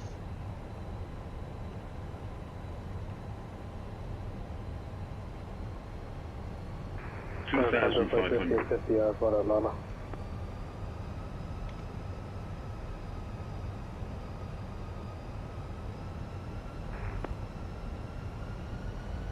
Probably gonna have us go towards Frontier Flight 1550, clear to Zing. Atlanta via the Fork 3 departure. Fork condition style to climb via the SIDESTICK, flight level 3701 minutes after departure. Departure with me, squawk 7060. Clear to Atlanta via Fork 3 departure, climb via the SID. Tracking 370 and 10, departure to UN 7060. yeah. Default DFW sucks. Frontier Flight 1550, readback correct, advise rate of taxi, expect runway 17 right for departure. 17 right, Frontier Flight 1550. American 2786, fly heading 270. 270 only heading, American 2786.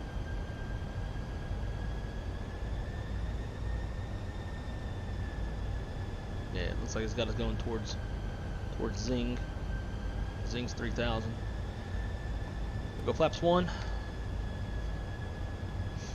Hopefully we get better frame rates. That was exceptionally bad on the frame rates. I've flown in Dallas numerous times, and it's never really been that bad. Okay, keep hitting the wrong button.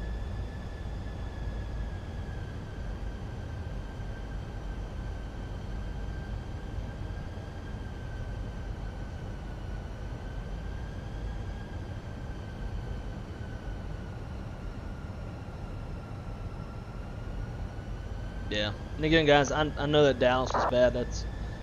I initially wanted to fly into Austin, but I couldn't fly Virtual American into Austin because it was only CRJs. So I chose Dallas. But my buddy's going to be here in about the next 20-30 minutes. Him and I will hammer out about an hour or so of training, and then we'll do the second part to the stream. Except we're going to depart out of Austin and fly into Oklahoma City.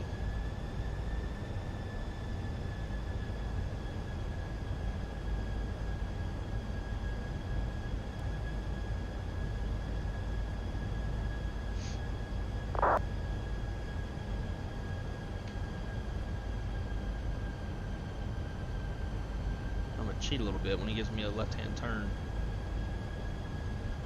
American 2786, fly heading 200, join the 17 left local, correction, the 17 center localizer. 200, join the 17 center localizer, American 2786. Let's watch this. We're just going to go direct.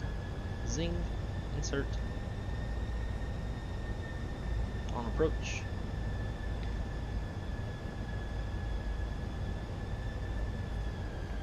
Autopilot 2, slow her down.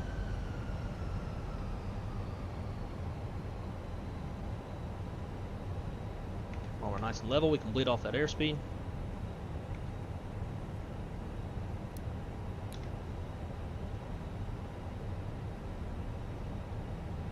Loke Star.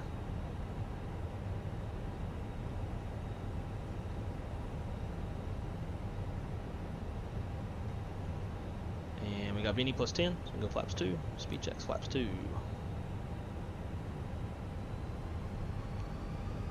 Oh, okay. American 2786, field 12 o'clock, 5 miles, report in sight. It's pretty hazy here in the sim, so we might have to actually do the ILS if that's alright. Alright, American 2786, 1 mile from Zing, maintain 3000 till established, clear to Dallas, runway 17 center approach. We'll maintain 3000, still established on the ILS 17 center approach, and we'll let you know when we got the field in sight, just to give you an idea of what's going on. American 2786. Thanks. Cool. So we are established. Coming on down. 17 center. This approach. Frontier flight 1550, altitude is 3,000 feet. right, taxi via Kilo Echo Golf. We got 3,000 already programmed. actually 9 mile final, so we'll just stay here at 170 knots for a few more miles. Forward center, good afternoon. Catch at 378 at Monroe Regional. Looking for IFR. That's my hometown. Columbia Regional. We have the weather here at Monroe. Exit at 378 is cleared to Columbia Regional via direct to Little Rock. Then it's followed to Columbia. Correction, climb maintain 6,000. I didn't know that sim would have been that loud. Departure of the squawk 2374. I couldn't hear him whenever I first jumped on. Cleared to Columbia.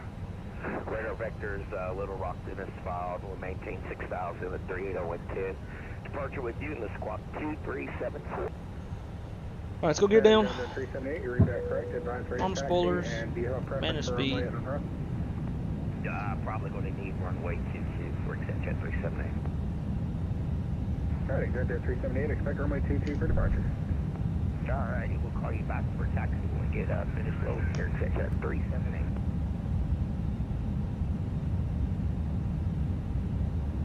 And flaps full. Landing checklist. 1,000. Cabin crews advised, Arthur speed, auto brakes low. ECMO landing all green. Landing checklist is complete. 5 miles out, still no runway in sight.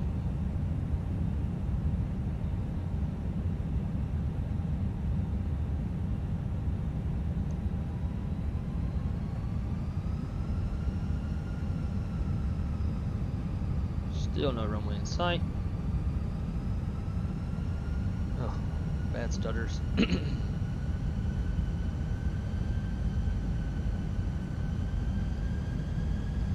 Dallas Center American 2786, 3.5 miles out, just picked up the runway. 400. American 2786, thanks. Runway 17 center, clear to land, winds 26, correction. 100 above. Clear land runway 17 center, American 2786. Minimum. Continue. 100.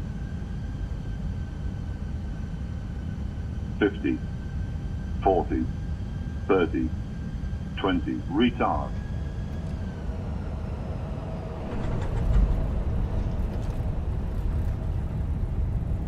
Goodness.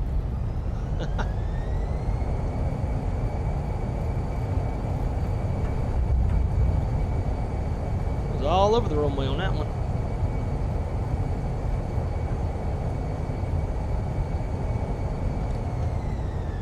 First idle. Manual braking.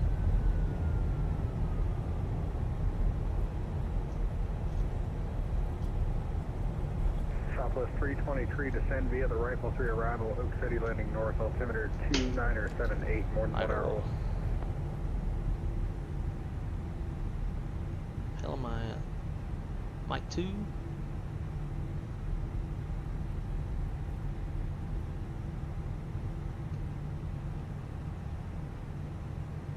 Southwest 323, Fort Worth Center. Southwest 323, go ahead.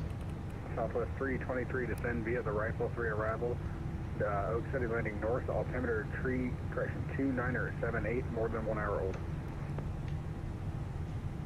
Okay, we'll descend via the Rifle 3, landing north in Oklahoma City. 2978, did you say? Southwest 323. Affirm. Thank you. American 2786, cross runway 17 right, taxi via Kilo 8 to the ramp. Have a good night. Cross 17 right at Kilo 8, and then Kilo 8 into the ramp for American 2786. Thanks for your service. We'll talk to you about an hour or so on the way out if you're still on. See you then. Southwest 321, descend via the Rifle 3 arrival, Oak City landing north, altimeter 2978, more than 1 hour old. Turn them down. Alright, descend via the Rifle 3 arrival, Yeah, the nose didn't want to come down because I wasn't letting it come down. I was keeping the nose up. That was basically riding a sideways wheelie the whole way. A lot of it still is I'm just getting used to this side stick. I wasn't even about to try to be soft on that landing. I was with the winds and the stutters, mainly with the stutters. Like I just get it down in case we get a big stutter. It doesn't like really screw me up. It was it wasn't as hard as it looked. It was negative 246. It's a like firm landing. It's not the worst. Definitely not my best, but in fact we were even smoother when we did the Ponce landing. But yeah, would have liked it to be a little bit. We'll just go straight in. At least you got her down, yeah. And it's kind of cool too. I'm kind of glad we went around. It's fun having ATC on landing. So it gave us that opportunity. But yeah, guys. So we are gonna, as soon as Brian leaves, it sounds like he's only gonna be here for an hour, not 2 hours like originally planned. So it should allow us to get back online, get back in the stream a little bit quicker. Let's see if this even gives us the right. And I'm thinking we should be able to run 2 legs on the next one. So maybe do like Austin, Oklahoma City to something else.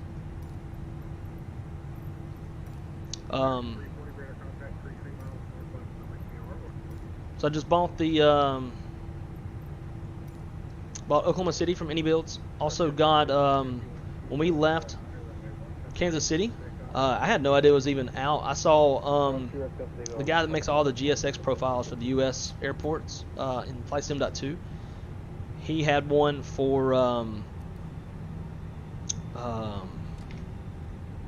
Oklahoma City. And I was like, oh, wait, there's an Oklahoma City available. So bought Oklahoma City. Damn, not Oklahoma City, Kansas City. I'm sorry. Shit, I cannot talk and do numerous things at once. Yeah, so got Kansas City by, I think it's Tropical Sim. What else I recently bought? I also got Nashville not too long ago from Phil there. basically has the same frame rates as Dallas-Fort Worth. I don't know if they've updated it in the past few days, but it's almost like you almost can't fly in or out of it because the frame rates are so terrible. It looks good. Oh my God, look at this dude. Alright, guy, we'll park ourselves then.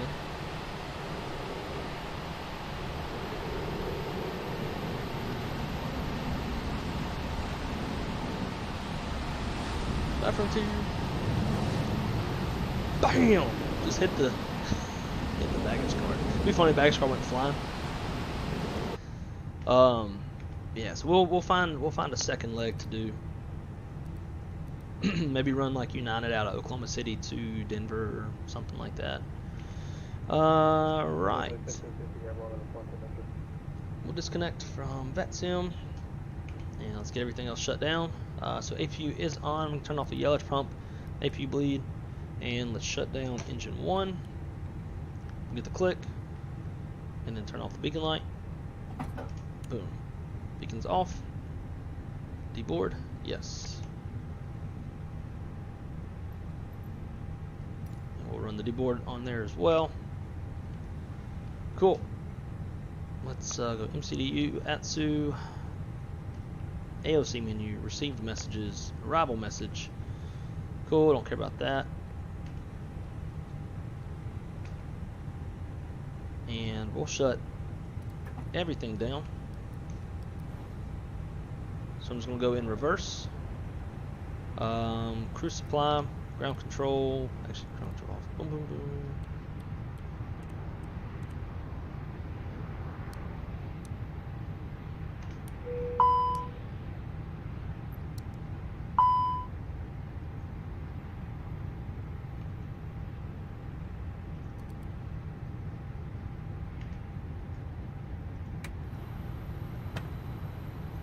Oh man, it didn't. Oh, that's right. So the issue is, FENIX will bring the jet bridge up, and then when I do, when I tell GSX to deboard, then it tells the jet bridge to go away. So it's almost like it's telling jet bridge to come twice. But that translates into come here and then go away. So I got to bring it back up myself.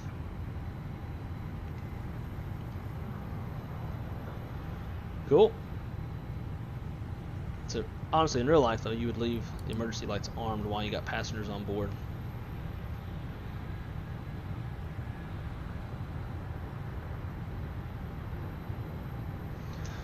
So guys, that's going to do it for this part 1 of the today's two-part flying series, I guess you could say.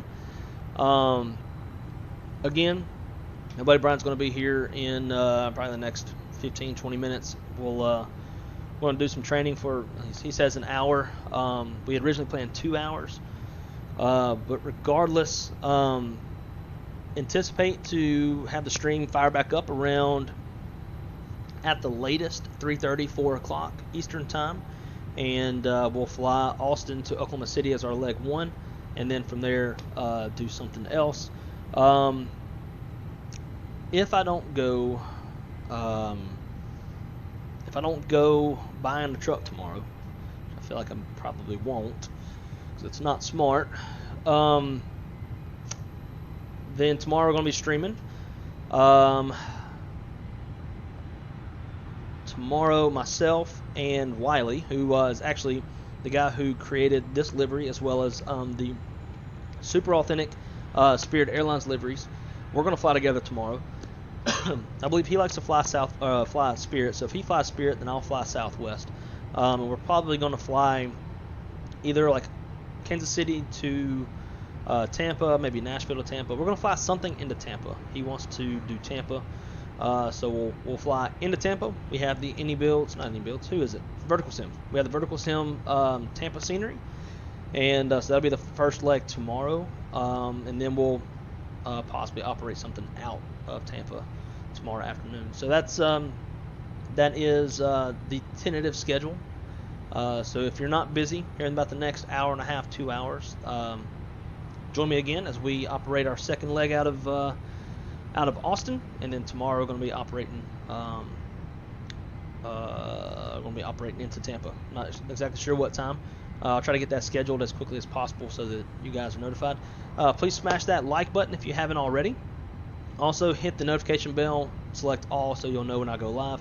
Being that I am a manager for my airline flight dispatch, usually pretty busy, so my stream schedule is very inconsistent. So it's very important that you hit the notification bell, as well as on the Discord. It will send out a notification every time I go live. So join the Discord. The Discord is in the description below. Smash the like button and hit the notification bell if all of you haven't done so already. That way you will know when I'm going live, because I can't be as good as Shaq. You know, Shaq, he's like giving out his damn schedule for the week. That's mind-blowing to me, because I never do that. I can give like, yeah, we might be able to stream on this day or that day. That's about as good as I can do. But anyways, guys, thank y'all so much for coming to hang out on this leg. I hope to see y'all in a couple hours on the next leg. As always, thank y'all so much for everything you do for my channel, from smashing like buttons and hanging out and chatting and having good conversation. It's always so much fun. The best day of the week that I always have is the days that I get to stream with y'all. So hope you guys have a great couple hours. If I see you again in a couple hours, and if I don't see you till tomorrow, hope you have a great rest of your night. And if I don't see you tomorrow, hope you have a great rest of your work week. And until next time, as always, be good at it, and keep it on the wrong side, and we'll see you on the next one.